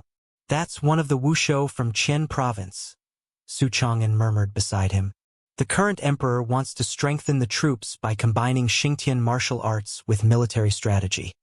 He sent this cavalry lieutenant here to Dingjiang Prefecture to drill the garrison. He paused. The Wushou dream every night of fighting their way back north. Xingtian martial arts. Worth considering. The thought struck Ding Songyan with unexpected force. One-sided force, for the moment. But where interest leads, action should follow. He decided he would find a way to make the acquaintance of that Wushou cavalry lieutenant. Chapter 7. The Bait Stirs. Ding Songyan had barely taken a step when his eyes, ever scanning out of habit, caught a face with an unguarded expression. The face belonged to a man in his early 30s wearing a cloth headscarf, his beard shaved clean, the tip of his nose faintly red and blotchy with the look of a heavy drinker. He was staring at Ding Songyan the way a man stares at a monster that has no business being where it is. The surprise and fear on his face were plain for anyone to see. The moment their eyes met, the man wheeled around and shoved his way into the market crowd. In an instant he was gone, swallowed up without a trace. Ding Songyan's first instinct was to give chase and grab him. But without any martial arts to speak of, his reactions were a beat too slow, and by the time he thought to move, there was no one left to find. Finding a man he knew to be dead strolling freely outside Dangkong Temple was enough to break his composure completely. The plan is working. Something will stir after this. No need to chase him now. I can only hope Master Yu was ready for it. Ding Songyan stared in the direction the blotchy-nosed man had fled, and fell into thought. Brother Ding, what are you looking at? Su Chang'an asked, curious. Ding Songyan collected himself. The headless Wushou cavalry lieutenant from earlier was long gone. Looks like a pickpocket got caught, Ding Songyan said, making it up on the spot and directing it squarely at Su Chang'an. Thieving never ends well. The first phone he had ever scraped and saved to buy had been lifted by a pickpocket. It had ruined several months of his life. Su Chang'an went pale. He stood on tiptoe and craned his neck in that direction repeatedly. I don't see anything. Where? What happened? They've already been taken away, Ding Songyan said, brushing it off. He turned toward another storyteller's pitch, outwardly unhurried, inwardly coiled tight with vigilance. Su Chang'an trailed after him in a daze, his eye for likely marks temporarily elsewhere. Hasn't been caught yet, by the look of it. The ones who've been through the yamen a few times are old hands. They don't scare easily. Ding Songyan gave his neighbor a sideways glance, then settled into the crowd, half listening to the storyteller's legends and sagas, while letting his gaze drift idly across the scene. Perhaps because tales of the martial world already read like legend in their own right, the sagas and romance storytellers had to draw mainly on mythology and the affairs of ordinary people. The latter, being something listeners could reach out and touch with their own hands, drew a significant crowd, packed so tightly around the pitch that there was barely room to breathe. Then Su Chang'an poked Ding Songyan's arm. Ding Songyan's chest tightened. He turned. The decent-looking but shifty-eyed figure beside him was pointing to one side, voice low. "Brother Ding, look over there." The crowd was too thick to see past.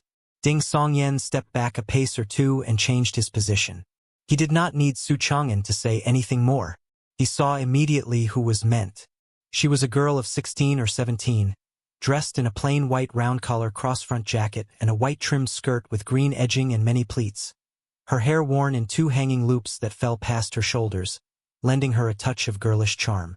Her eyes lifted slightly at the outer corners. Her chin tapered to a delicate point. Her nose was small and straight with a soft, rounded tip, and her skin was pale and smooth as cream. The way she glanced about carried both a lively prettiness and the early bloom of a beauty not yet fully formed, purity and allure coexisting on her face without the least contradiction. The jade-green flower ornament at the top of the silver pin in her hair swayed gently, echoing the jade pendants at her waist that moved with every step. She simply stood there, drawing glances from every direction. Those glances would land, pull away, and circle back. "Something, isn't she, Brother Ding?" Su Chang'an murmured admiringly. "At this age already, give it a few more years and she'll be the kind of face that topples kingdoms." Then, catching Ding Songyan's eye, he added quickly, "Of course, she's still a little short of Sister Qingyan. Just a little. At least you know what to say. She really is a little short. In height, specifically, different styles entirely can't really compare. One is bright and delicate. The other is pure and beguiling." Ding Songyan was still ruminating when the storyteller finished his set and began collecting tips. The girl produced a silver ingot and snapped it into the bamboo tray. By the look of it, a full tael. "Goodness, what generosity!" The storyteller lit up at once, praise tumbling out of him. The girl lifted her chin slightly, looking rather pleased with herself. "I'll be back tomorrow to hear more." Free with her money, and not the least bit cautious about it, still something of a child. Clearly hasn't been out in the world long. Ding Songyan found himself wondering if he might find some way to relieve this girl of a little silver. "If I don't earn it, someone else will. Better me than them." Only then did he notice the maidservant at the girl's side, dressed in a green silk skirt, trim and pretty. In the shadow of the girl's looks, everyone around her had instinctively overlooked the maid entirely. As he watched, Ding Songyan turned to Su Chang'an. "Have you seen this girl around before?" "Never," Su Chang'an answered, genuinely puzzled. "If I had, I'd have had it all over Xiangliu Lane already." "She doesn't look like she's from this city," Ding Songyan pressed. Su Chang'an, still holding his back admirably straight, sounded quite certain. "Definitely not. A face like that, traveling without a veil, not covering herself the way Sister Qingyan does. If she were local, she'd be as famous as Zhang Zhuxi of the Bright Night sect by now. And Zhang Zhuxi isn't even as good-looking." Ding Songyan lost interest in making money rather quickly, his brow creasing slightly. When he had first arrived and seen Ding Qingyan, he had been struck by her looks, but had not thought much of it, assuming instinctively that this world simply produced beautiful people as a matter of course. A few days of walking the streets had corrected that impression. Looks like his sisters were rare, possibly exceptional. In the 2 days he had been here, he had not seen anyone remotely comparable. And now, out of nowhere, another girl of the same caliber had appeared. Was that not a little too convenient? Had all the beauties of the realm decided to converge on Dingjiang Prefecture? There was something else. This girl clearly loved listening to storytellers. Yet Su Chang'an had never seen her here in the days before. That meant she had likely arrived in Dingjiang only in the last day or two. And in those same last days, one other thing had happened. The second son of the Ding family had vanished under strange circumstances and turned up dead in a ruined temple outside the city. The two things may have nothing directly to do with each other, but the timing sits badly with me. It feels like something is gathering in Dingjiang Prefecture. Winds from every quarter converging on one place. Ding Songyan ruminated quietly in his mind. Su Chang'an, meanwhile, was already angling in the direction the girl in the white skirt and her maid had gone. Slap! Ding Songyan's hand shot out and caught him by the shoulder. Where do you think you're going? Chong startled, then said, blinking. That girl is carrying a fair amount of silver, and she doesn't seem to be paying much attention to it. No real guard up. I thought I might do a little business. Seeing Songyan look at him in silence, he added, a little sheepishly, she's pretty, yes, but I still need money for food. If I don't go, someone else in the trade will. Besides, she's not Sister Qingyan. I don't owe her anything. Songyan clicked his tongue. A girl who looks like that, traveling alone to Dingjiang, and not a trace of wariness on her face, not even a veil. You'd really try that? Travel is hard. Long travel is harder still. There are no watchtowers on the road. The way I see it, a girl like her either comes from a powerful family with skilled fighters traveling close by, or she's no pushover herself. If you have a death wish, you don't have to pick today. Chong'an's expression fell. You're right. He turned to Songyan with something close to reverence. Brother Ding, you sound just like my master. In our trade, skill matters, but the most important thing isn't skill. It's reading people. Who can be targeted, who can't, who's easy, who isn't. You have to see all of that before you make a move. My master has always said that's where I fall short. Not skill, not judgment. The real problem is the brain, and yours has room to grow. Songyan kept the thought to himself, patted Chong'an on the shoulder and said, Stop going after fruit sellers and old women with needlework baskets. A man who is meant to become a great thief can't afford to debase himself like that. Even if you made a name for it, you'd only earn people's contempt. Chong'an stared at him. After a moment he said, But then how do I eat? You really can't help yourself, can you? There must be honest work somewhere in a world with a commercial economy that developed. Songyan sighed. Rob the rich to feed the poor. Only those who've got their wealth through cruelty and greed. He had not known Chong'an long enough to say more than this. He left the young man to his thoughts, said his goodbyes, and continued wandering outside Dangkong Temple, waiting for whatever change the blotchy-nosed man's alarm might set in motion, hoping it would bring the hidden danger to a head sooner rather than later. Ding Songyan! Ding Songyan! Someone was calling his name from not far off. Songyan tensed, turned, and looked toward the voice with a mild smile. It was a man not yet 30. His head wrapped in black cloth, a plaster from his own stock stuck to his face, which gave him a comical look. He was holding up a cloth signboard with 2 lines written on it. Guaranteed cure for all falls and injuries. 1 plaster, 1 copper coin. No literary flair, but admirably concise.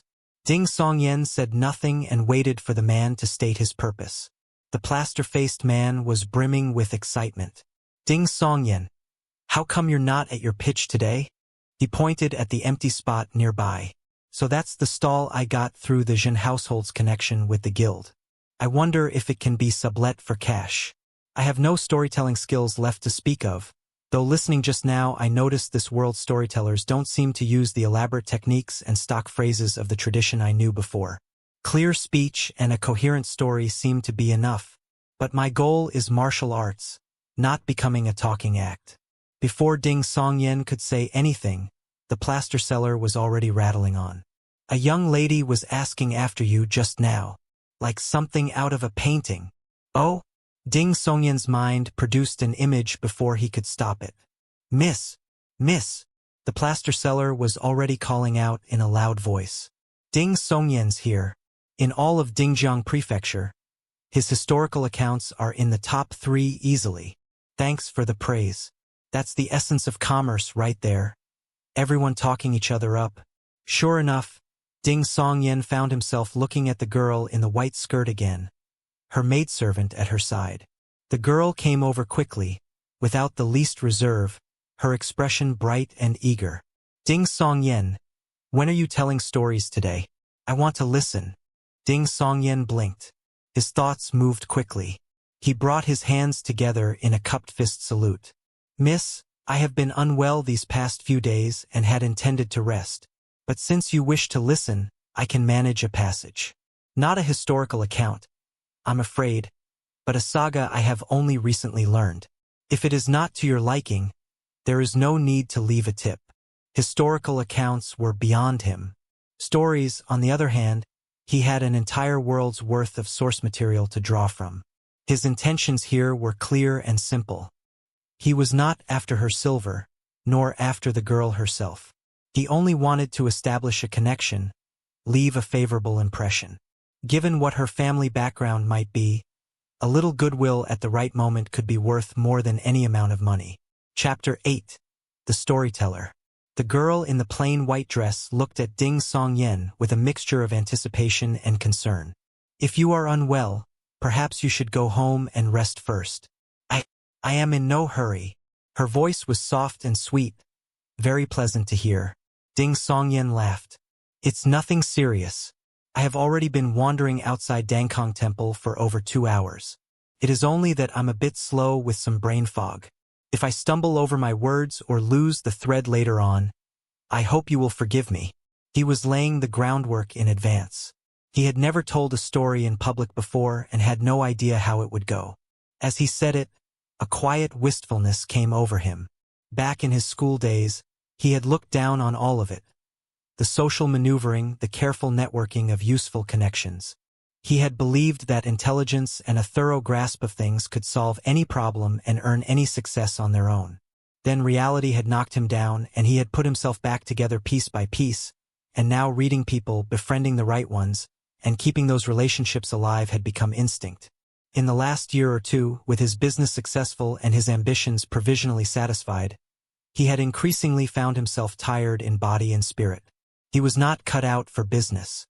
He had sometimes thought he would rather go back to the quiet of an academic life, researching something he genuinely loved with no scheming involved, spending his free time drinking and talking nonsense and playing games with a handful of close friends. What a life that would be! He also knew this was self-indulgence.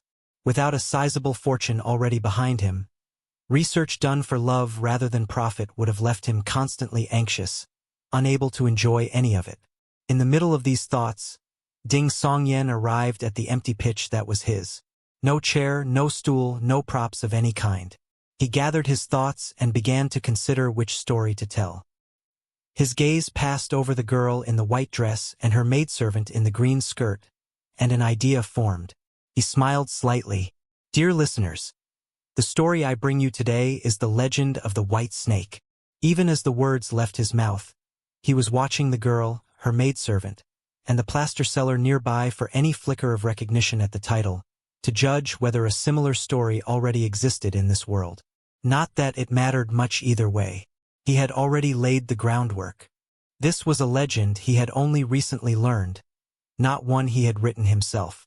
If anyone claimed it resembled something else, that would simply be a matter of creative adaptation. Beyond the inspiration he had drawn from the two women's clothing colors, he had chosen the legend of the white snake for a practical reason. The television serial had been on constantly during his childhood, and he had sat through it many times with his family. As an adult, he had watched every adaptation. He knew the story's skeleton well and could still recall the key turning points. Improvising the detailed scenes and dialogue on the spot was roughly the same level of difficulty as painting a grand vision in front of investors with PowerPoint slides in hand.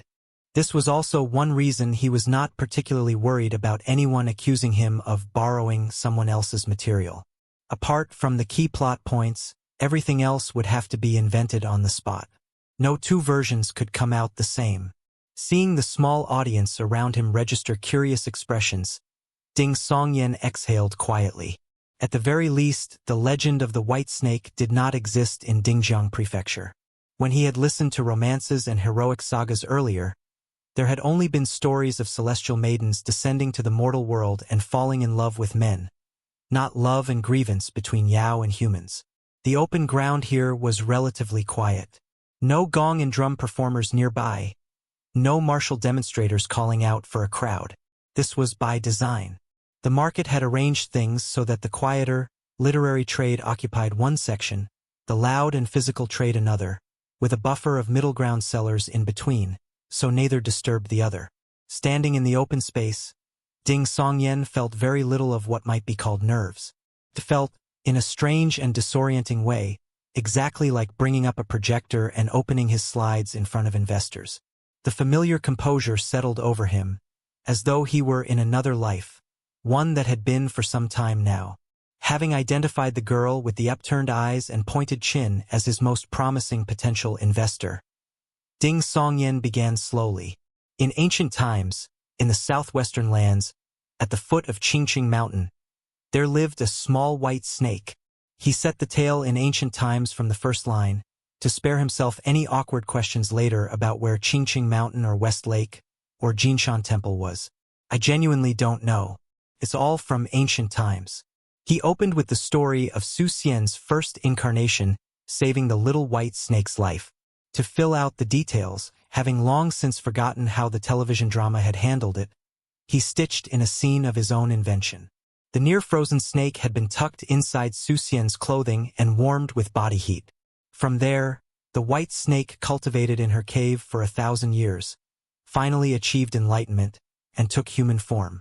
Guided by a bodhisattva, she set out with Shao Qing to find the reincarnated Su Xian to repay the kindness, so that the karmic debt between them might be settled. As he spoke, Ding Songyan kept an eye on the girl in the white dress. She was listening with absolute attention. Even her breathing had gone soft and quiet, her dark eyes bright and luminous without a hint of tears, yet somehow full of them.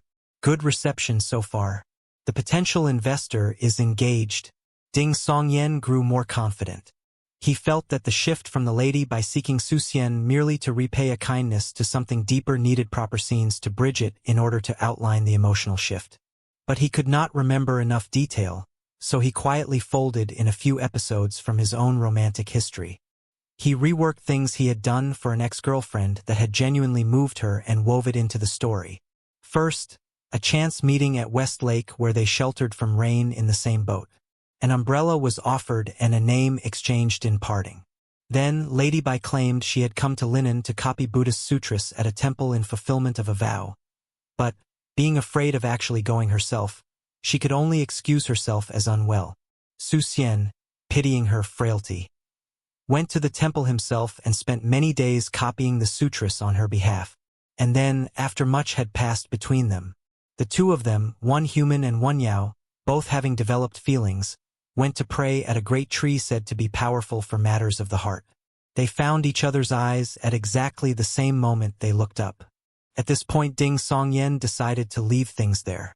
If the goal was to build a connection with the girl over time, the worst thing he could do was finish too quickly. Why wrap it up in a day? A week would be the minimum, 2 weeks better still. Seeing each other every day until they became familiar faces to one another. And then, if something came up and she had the means to help, she would be far more likely to help someone she knew than a stranger. The answer to that was obvious. For the closing, Ding Songyan felt the day's telling had gone a little too smoothly. The story had not offered enough twists and turns yet. He had already drawn several dozen listeners, but mostly through the novelty of his style and the freshness of the human Yao romance as a subject. If he let Su Xian and Lady Bai sail into marriage without incident today, the audience would have no particular reason to return tomorrow. With this in mind, and especially with the aim of giving the girl in the white dress a reason to return, Ding Songyan changed course. Before the wedding could take place, he brought Feiyi into the fold, the monk pausing outside the inn where Lady Bai and Shao Qing had once stayed, muttering to himself that he sensed Yao energy. He watched the concern spread simultaneously across the faces of his listeners and ended right there. As the saying goes, West Lake is lovely in March. Spring rain is like wine, the willows like smoke. Faded ones meet from afar. Unfaded ones cannot hold hands even face to face one. If you wish to know what happens next, listen to the next installment. The girl in the white dress opened her mouth, the picture of reluctance. Of all the moments to stop, Ding Songyan looked around with quiet satisfaction and brought his hands together. I brought no props today, so there is no need for tips. If you enjoyed it, come back tomorrow. He had no intention of taking the girl's silver today. He wanted to leave a particular impression, but he could not single her out for it. Doing someone a favor out of nowhere with no apparent reason tended to put people on their guard rather than winning them over. So he extended the same treatment to everyone and collected nothing from anyone. Such modesty, Ding Songyan, a listener called out approvingly. The girl in the white dress, who had already been holding some money ready, had no choice but to let it go. She lingered as the crowd dispersed, then came forward with her maidservant when most of the others had gone.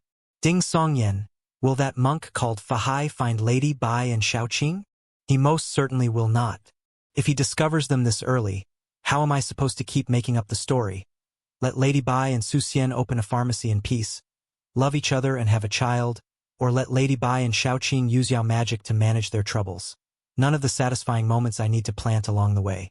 Tomorrow I'll let the threat brush close and then pass, and save a proper crisis for the hook at the end. Ding Songyan smiled. Come back tomorrow and find out. The girl in the white dress puffed her cheeks. All right. She did not press further, but asked with genuine concern, Are you still unwell? I know several skilled physicians. You had better come back tomorrow. I am fine now. Ding Songyan's thoughts turned. The truth is, someone made an attempt on my life not long ago. I still do not know who, and the worry has been weighing on me. My mind has not been quite right since. That is why I did not dare come out to tell stories until today. He said it casually without asking for anything. He only wanted to plant the fact in her mind. The girl's bright eyes lit up at once.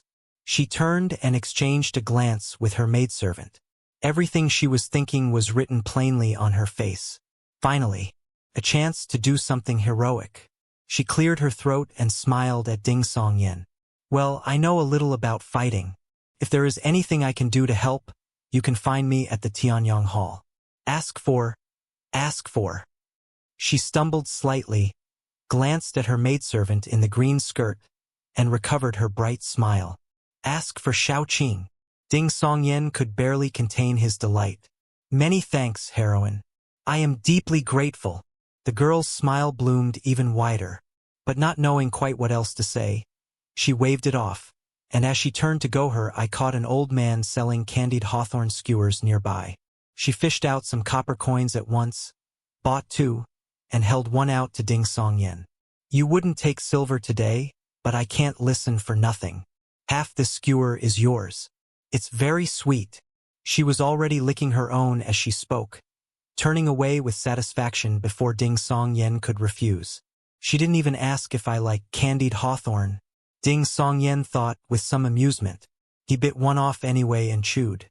It was close to midday now, and hunger was making itself felt in earnest. He thought it over. Ever since the blotchy-nosed man fled, nothing had happened. The most likely reason was that the area outside Dangkong Temple was heavily trafficked and closely watched from the towers. Whoever was behind this would not risk moving openly here.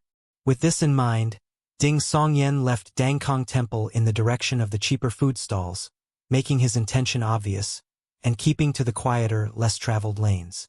In less time than it took to drink a cup of tea, he turned into an alley with no one in it. Behind him, unmistakable footsteps sounded.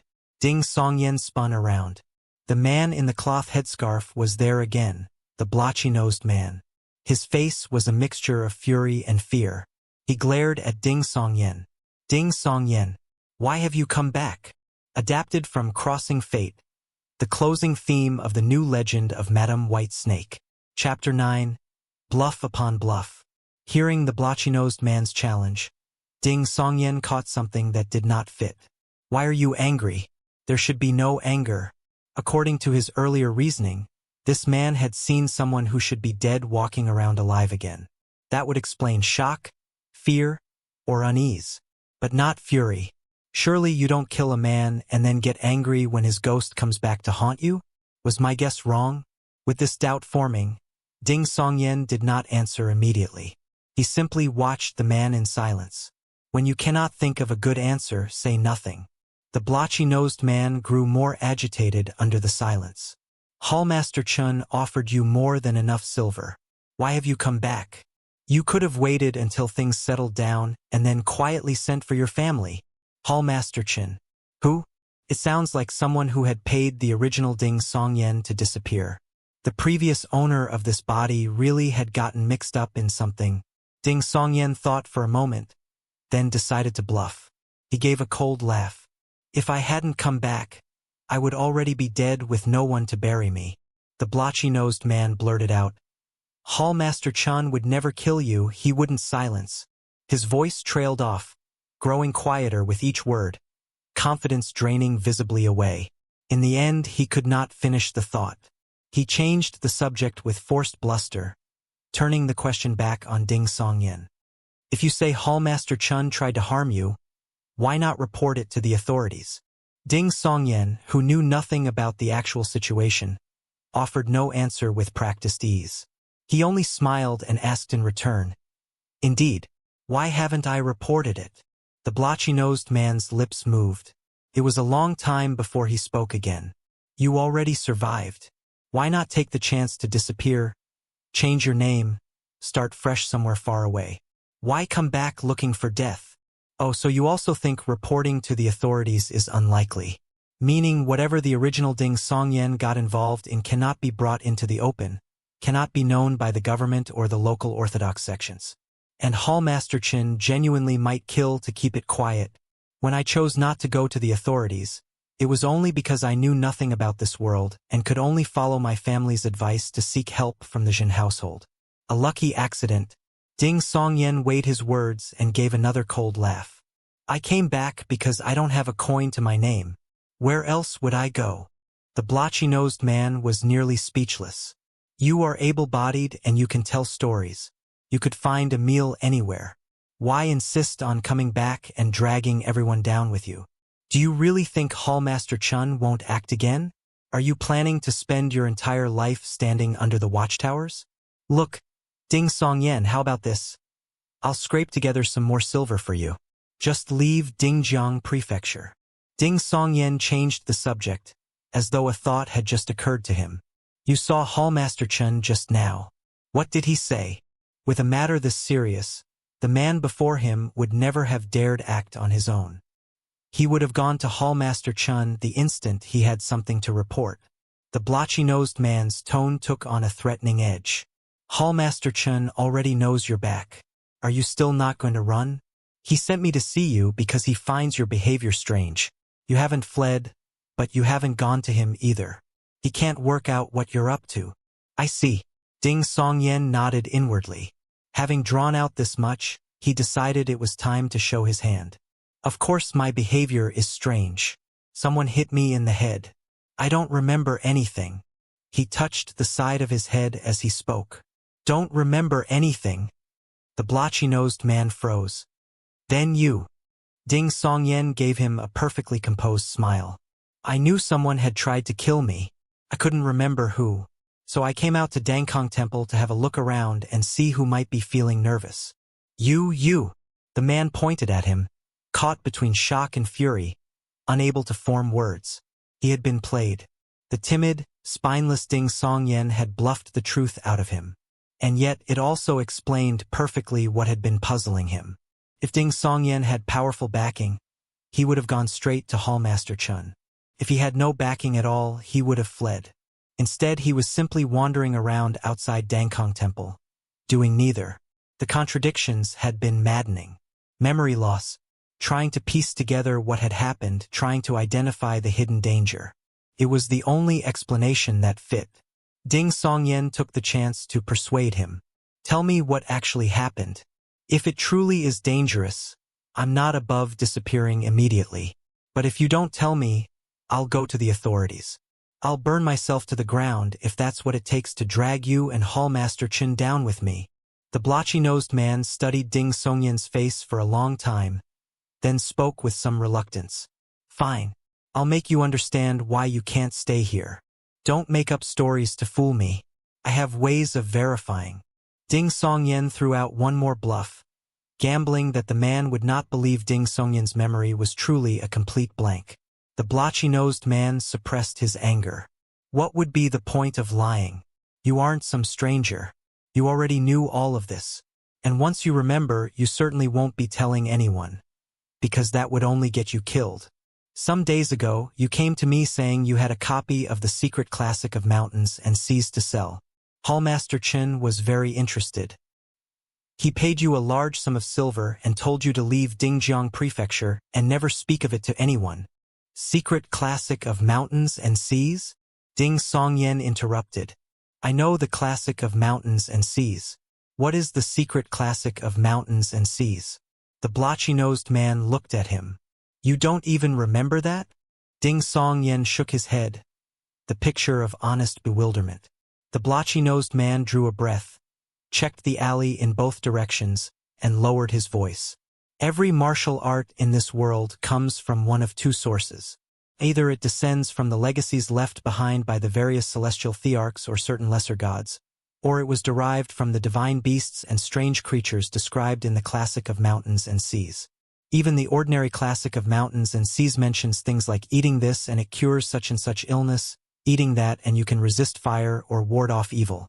According to the secret classic, many of those divine beasts grant you their powers and abilities upon consumption.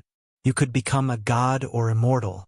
Granted, after Emperor Zhuanshu severed the connection between heaven and earth, these creatures grew weaker and fewer with passing ages. But if you were to encounter one and devour it, you could still ascend to the rank of Grandmaster in a single step. Feng Yining of the Five Saints sect swallowed a phoenix egg and became a Grandmaster the day she entered the Jianghu. Their sect already follows the phoenix lineage, so it was a perfect match. But I'm getting off track. The point is, after Emperor Zhuanshu severed the connection, divine beasts gradually vanished. But the ancients who had consumed them used the changes in their bodies and the powers they had gained to create cultivation methods and martial techniques. Those became the foundations of most sects today, including the unorthodox ones. The secret classic is supposedly a copy derived from the emperor-annotated classic of mountains and seas, which was left behind by a celestial the Arch. That original, along with the mythical Kunlun itself, vanished long ago. But the secret classic similarly records the specific properties of each divine beast, and even contains annotations on the legacies of the celestial thearchs and gods themselves. Think about what that means. It exposes the deepest secrets of every major sect. If everyone had a copy, the fundamental mysteries of their supreme arts would be common knowledge. For nobodies like us, it's useless. But in the hands of someone with ambition, it means the possibility of targeted countermeasures ahead of time. Even setting aside martial rivalries entirely, owning the secret classic means that if you ever encounter a divine creature, you'll know which ones can be consumed and their effects. You won't have to stand by helplessly while the great sects claim everything. Ever since the Youqiong dynasty replaced the Xia dynasty, the secret classic has been systematically destroyed by every sect. Each keeps only the portions relevant to itself, locked away in private. Anyone outside a major sect who is found with a copy will be hunted down without exception.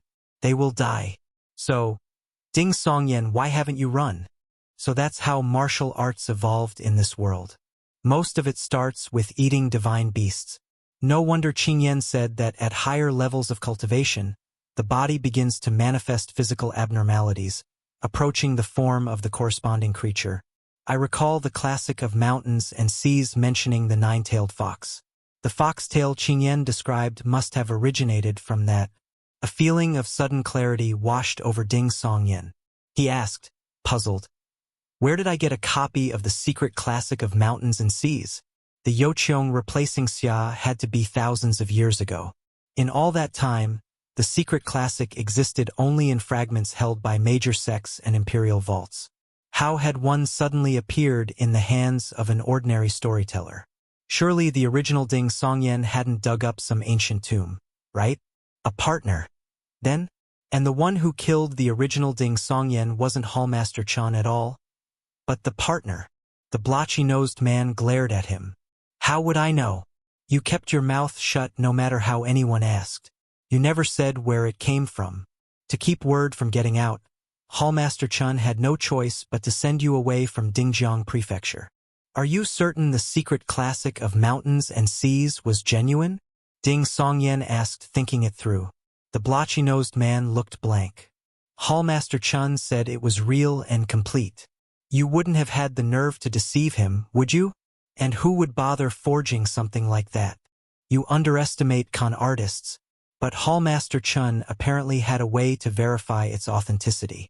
And he doesn't sound like a disciple of any major sect. Otherwise, he wouldn't need to hide it. wouldn't need to nervously send the original Ding Songyan away. Ding Songyan changed tack. Who exactly is Hallmaster Chun?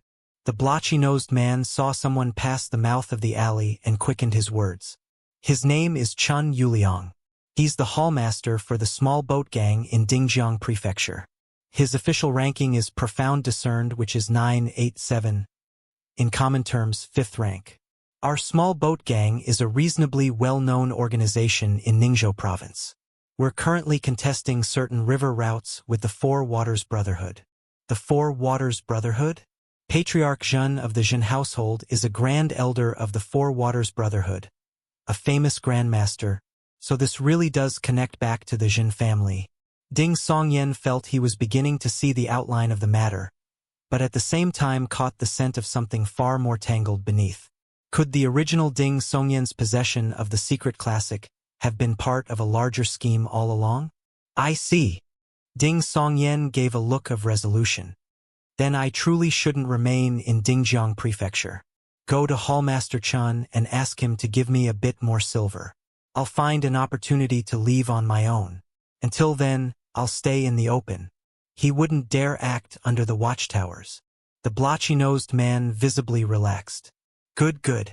We can always negotiate something out of it. He added a few more admonitions, then turned and walked toward the mouth of the alley. Ding Songyan watched his retreating back, mind working rapidly. Master, you should be able to tail this man and find Chun Yuliang. But would Chun Yuliang have no precautions in place? My behavior has been too far out of the ordinary. If I were him, given what he knows right now, what would I do? I certainly wouldn't sit at home waiting for my subordinate to report back. There's too great a chance that trouble would follow him through the door. Either I would hide somewhere and watch from a distance as my man returned, then decide on the spot whether to step forward and deal with things or simply abandon the small boat gang's operations in Dingjiang Prefecture and disappear. Or I would follow behind my own man, listening in secret, ready to act the moment I understood the situation. And in that case, if Master you were to follow this man to the small boat gang's base, I'll be left standing here alone. Wouldn't that make me very vulnerable right now? Killing someone in broad daylight is difficult, but doing something else might still be within reach. The thought sent a jolt through him. He spoke at once. Wait. The blotchy-nosed man half-turned, looking back in confusion. Ding Songyan allowed a slight smile to show, his tone easy and conversational. Tell me, where do you think Hallmaster Chun is right now? Chapter 10. Never judge by appearances. The summer sun blazed amid the thin and few clouds. Ding Songyan stood in the narrow alley, barely wide enough for 2 men abreast, pretending to enjoy the draft blowing through. He had actually considered calling out directly to Hallmaster Chun, who might be observing or listening nearby. A simple Hallmaster Chun, please come out and show yourself, had crossed his mind, but after ruminating over it repeatedly, he abandoned the idea. If Chun Yuliang truly was close by, that would amount to flushing him out, forcing him into the open. The situation would grow complicated. There was no telling whether it might push him to desperation. The watchtowers deterred men who still wanted an escape route. They did nothing to frighten someone who had already resolved to die trying. If things came to that, Ding Songyan would have to rely entirely on Master Yu's protection in the short term. And defending one person against a man with nothing to lose was far harder than simply killing someone. Now that he had a rough picture of the situation and a real hope of resolving the crisis, Ding Songyan was not willing to gamble with his own life. So he simply asked, in a conversational tone, where Hallmaster Chun might be right now. It was a signal to Master Yu, hidden somewhere nearby. Chun Yuliang might be close. He did not know whether Master Yu would think of this on his own. Since he did not know, he had to assume he would not.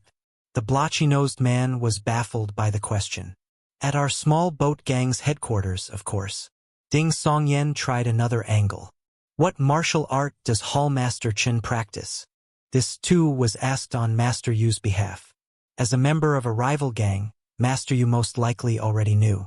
But for safety's sake, Ding Songyan asked anyway. Everyone knows that. Why are you asking? Black turtle art. The blotchy-nosed man still could not fathom what Ding Songyan was after. Ding Songyan pressed further.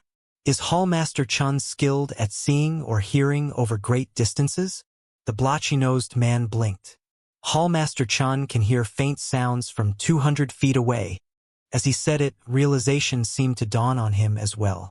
Hallmaster Chun might be right here. Almost simultaneously, Ding Songyan heard a faint disturbance from the alley mouth behind him, as though something had swept past. Then Master Yu appeared from somewhere, in his black cap and dark short jacket, his figure flickering past like a ghost. So fast, the thought had barely formed when the blotchy-nosed man snapped awake. Without even turning his body fully, he was already sprinting toward the other end of the alley. Damn you, Ding Songyan. You had an ambush waiting. Ding Songyan still had questions to ask. Seeing that the blotchy-nosed man showed no sign of martial ability as he ran, he threw aside his candied hawthorn stick and gave chase. This kind of pursuit, involving no martial violence, would not concern the watchtowers. Not unless it caused a disturbance or drew in bystanders. The blotchy-nosed man's footsteps hammered against the ground as he reached the mouth of the alley, about to round a large tree with dense foliage and a spreading canopy, turning in another direction. Suddenly, a pair of bronze-dark hands shot out from behind the tree, seized the blotchy-nosed man's shoulders with unerring accuracy, and dragged him into the blind spot formed by the alley wall and the thick canopy. Ding Songyan, still inside the alley, had not noticed anyone hiding behind that tree. In a blink of an eye, before he could stop himself and already close behind, he heard a dull, heavy impact. Then the sound of bone breaking. He finally skidded to a halt and immediately turned, trying to put distance between himself and the tree. A gentleman does not stand beneath a crumbling wall. Songyan. Songyan, it's me. A familiar voice came from the blind spot behind the tree. Eldest brother? Ding Songyan stared. He caught a glimpse of Bull's face peeking out, just enough to give him a quick nod before withdrawing again. Those bell-round eyes were threaded with red veins. His thick beard and the skin of his face were speckled with drops of blood. Ding Songyan frowned, thought for a moment, then put on the look of a man with an urgent need to relieve himself, and in a few steps moved to a position beside the tree where he could see into the blind spot. He stood facing the alley wall, hands at his waist, and used the corner of his eye to look. The blotchy-nosed man lay there. His face looked as though it had been hit by a sledgehammer, completely caved in. The blood that had burst from the wound had sprayed across his own body and across Bull's face. He was no longer breathing. Bull wiped his fist, still flecked with bone fragments and flesh, on the dead man's clothing. He turned his head, scratched it, and said to Ding Songyan sheepishly, Songyan, I lied to you this morning. Mother said Master Yu is only one man, and might not be enough to keep you safe. She told me not to go to the docks today, to follow you in secret instead. Ding Songyan nodded blankly, pointing at the blotchy-nosed man. Dead. One punch and he died. Bull nodded earnestly. Those bell-round eyes held not a trace of fear or panic. He was as calm as if telling his younger brother that a meal at the docks was his treat. Ding Songyan's first instinct was to call the police. No, report it to the authorities. But his mind had gone blank. My own brother just killed someone? I only wanted to catch him, to ask about the details of the secret classic of mountains and seas transaction. Granted, this means one fewer hostile witness, and the dead man was a gang member. But I have always been a law-abiding citizen. Looking at Bull's perfectly untroubled expression, a thought struck him. Bull, this isn't the first time you've killed someone, is it? Bull thought carefully for a while. On the road to Dingjiang Prefecture, I killed a few. Ding Songyan's back turned rigid, and yet some part of him felt this was only natural. Earlier, when he had told Su Chang'an that the girl in the white dress could travel all the way to Dingjiang Prefecture, made no effort to conceal herself, and still carried that look of innocent naivety, she must either come from extraordinary wealth or possess formidable martial skill. At the time, he had drawn a parallel to his own family. Qingyan was no less beautiful than the girl in white. Their mother was also a striking woman. True, whenever they went out, they wore veiled hats and kept themselves well covered, and on the journey to Dingjiang Prefecture they would certainly have paid to travel with a large merchant convoy or shipping fleet for safety. But on a long road, the unexpected was never far away. A family of 5 with no special protection could very well attract the wrong kind of attention. Ding Songyan had originally assumed they had been lucky, or had found a particularly reliable convoy. Now he saw it was not that at all. His family had its own powerful protector. Any predators who slipped through the net had been dealt with by his elder brother. "Bull, what martial art did you learn?" Ding Songyan asked almost out of habit. Bull turned his gaze back to the corpse with its caved-in face. His voice came out in a low rumble. "I was born with divine strength." As he spoke, he reached up with his left hand and wiped the blood droplets from his face and beard. Then he brought his fingers to his mouth and began, slowly, to lick them clean. Ding Songyan stared, slack-jawed. Bull ran his hand over the blotchy-nosed man's ruined face, the corners of his mouth splitting into a grin, and shared something with his brother. "Songyan, I really like killing people." Every hair on Ding Songyan's body stood on end. A chill seeped through him. Bull smacked his lips, looking genuinely regretful. "But mother won't allow it." Before Ding Songyan could respond, the man crouching before the corpse turned his head, his expression eager to please. "Songyan, mother shouldn't scold me or punish me because I was protecting you today, right?" The corner of Ding Songyan's mouth twitched. For the sake of his own safety, he offered a vague reassurance. "She probably won't." Last night, after learning the truth of his brother's origins, he had looked at their mother Lu Yuzao's attitude toward Bull and felt, inexplicably, that this was a big dog being looked down upon. Now he only wanted to slap himself. This was nothing but a savage tiger, held in check only by the chains of familial love. Outside Dangkong Temple, Master Yu darted through the crowd with an agility that was almost simian, pursuing Chun Yuliang ahead of him. With every step, wind seemed to sweep past and carry him to a new position as though he had blinked through space. At some point, a subtle prickling sensation spread through his body. He understood. One of the watchtower sentries had taken aim at him. Since he had not yet crossed the line into martial violence, Master Yu did not slow down. The distance between himself and Chun Yuliang shrank steadily. If not for the dense crowds of this busy market, as a man whose martial art bore the name of Wind, he would have caught up long ago. Past Dangkong Temple, Chun Yuliang suddenly ducked into a martial hall, cutting through a covered corridor, skirting the courtyard and the training ground, and with obvious familiarity reaching a small, empty building at the rear. Chun Yuliang stopped. He turned to face the doorway. He was in his 30s, dark-skinned, with a slightly protruding mouth, wearing clothes that resembled a waterman's tight-fitting garb. He watched Master Yu slow his approach, step by deliberate step, and cracked his neck with a smile. "So the secret classic of mountains and seas was a trap set for our small boat gang. Master Yu, is it? You've served Patriarch Zhen for 10 years and never once fought at full strength. You're not even listed in the Orchid rankings. I've been wanting to test you for a long time. Are you also at profound discerned? Or something higher?" Master Yu's expression was cold and dead. He said nothing. He took one step forward. Wind erupted. In an instant he had closed to within 10 feet of Chun Yuliang, and his palm was already cleaving through the air. Chun Yuliang had barely raised his hands to block when Master Yu's heel stamped and pivoted, wrenching his forward momentum into an impossible change of direction, ghosting around to the man's back. His left palm followed in a diagonal chop. Humph! Chun Yuliang showed no alarm. He sidestepped and took the blow on his shoulder. A dull thud. Master Yu's hand struck what felt like dead leather. In those slightly lifeless eyes of his, he saw it.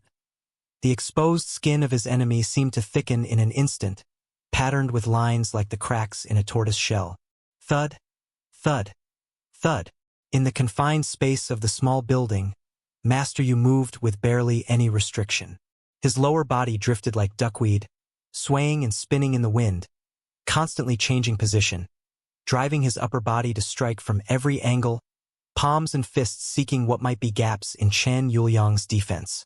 Chun Yuliang could not match Master Yu's speed. He could only plant himself in place and hold firm.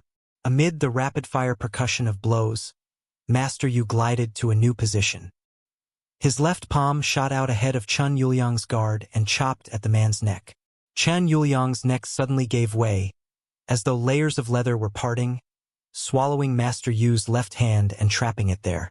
His momentum died. A vicious grin spread across Chun Yuliang's mouth. He seized the opening, clenched his right fist, torqued his body halfway around, and drove it toward Master Yu's face. Master Yu's expression did not change. His right hand suddenly clawed forward.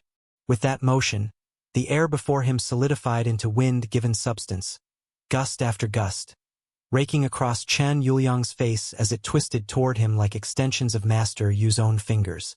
The target was those eyes. Blood sprayed instantly. Chun Yuliang's mouth fell open in a scream.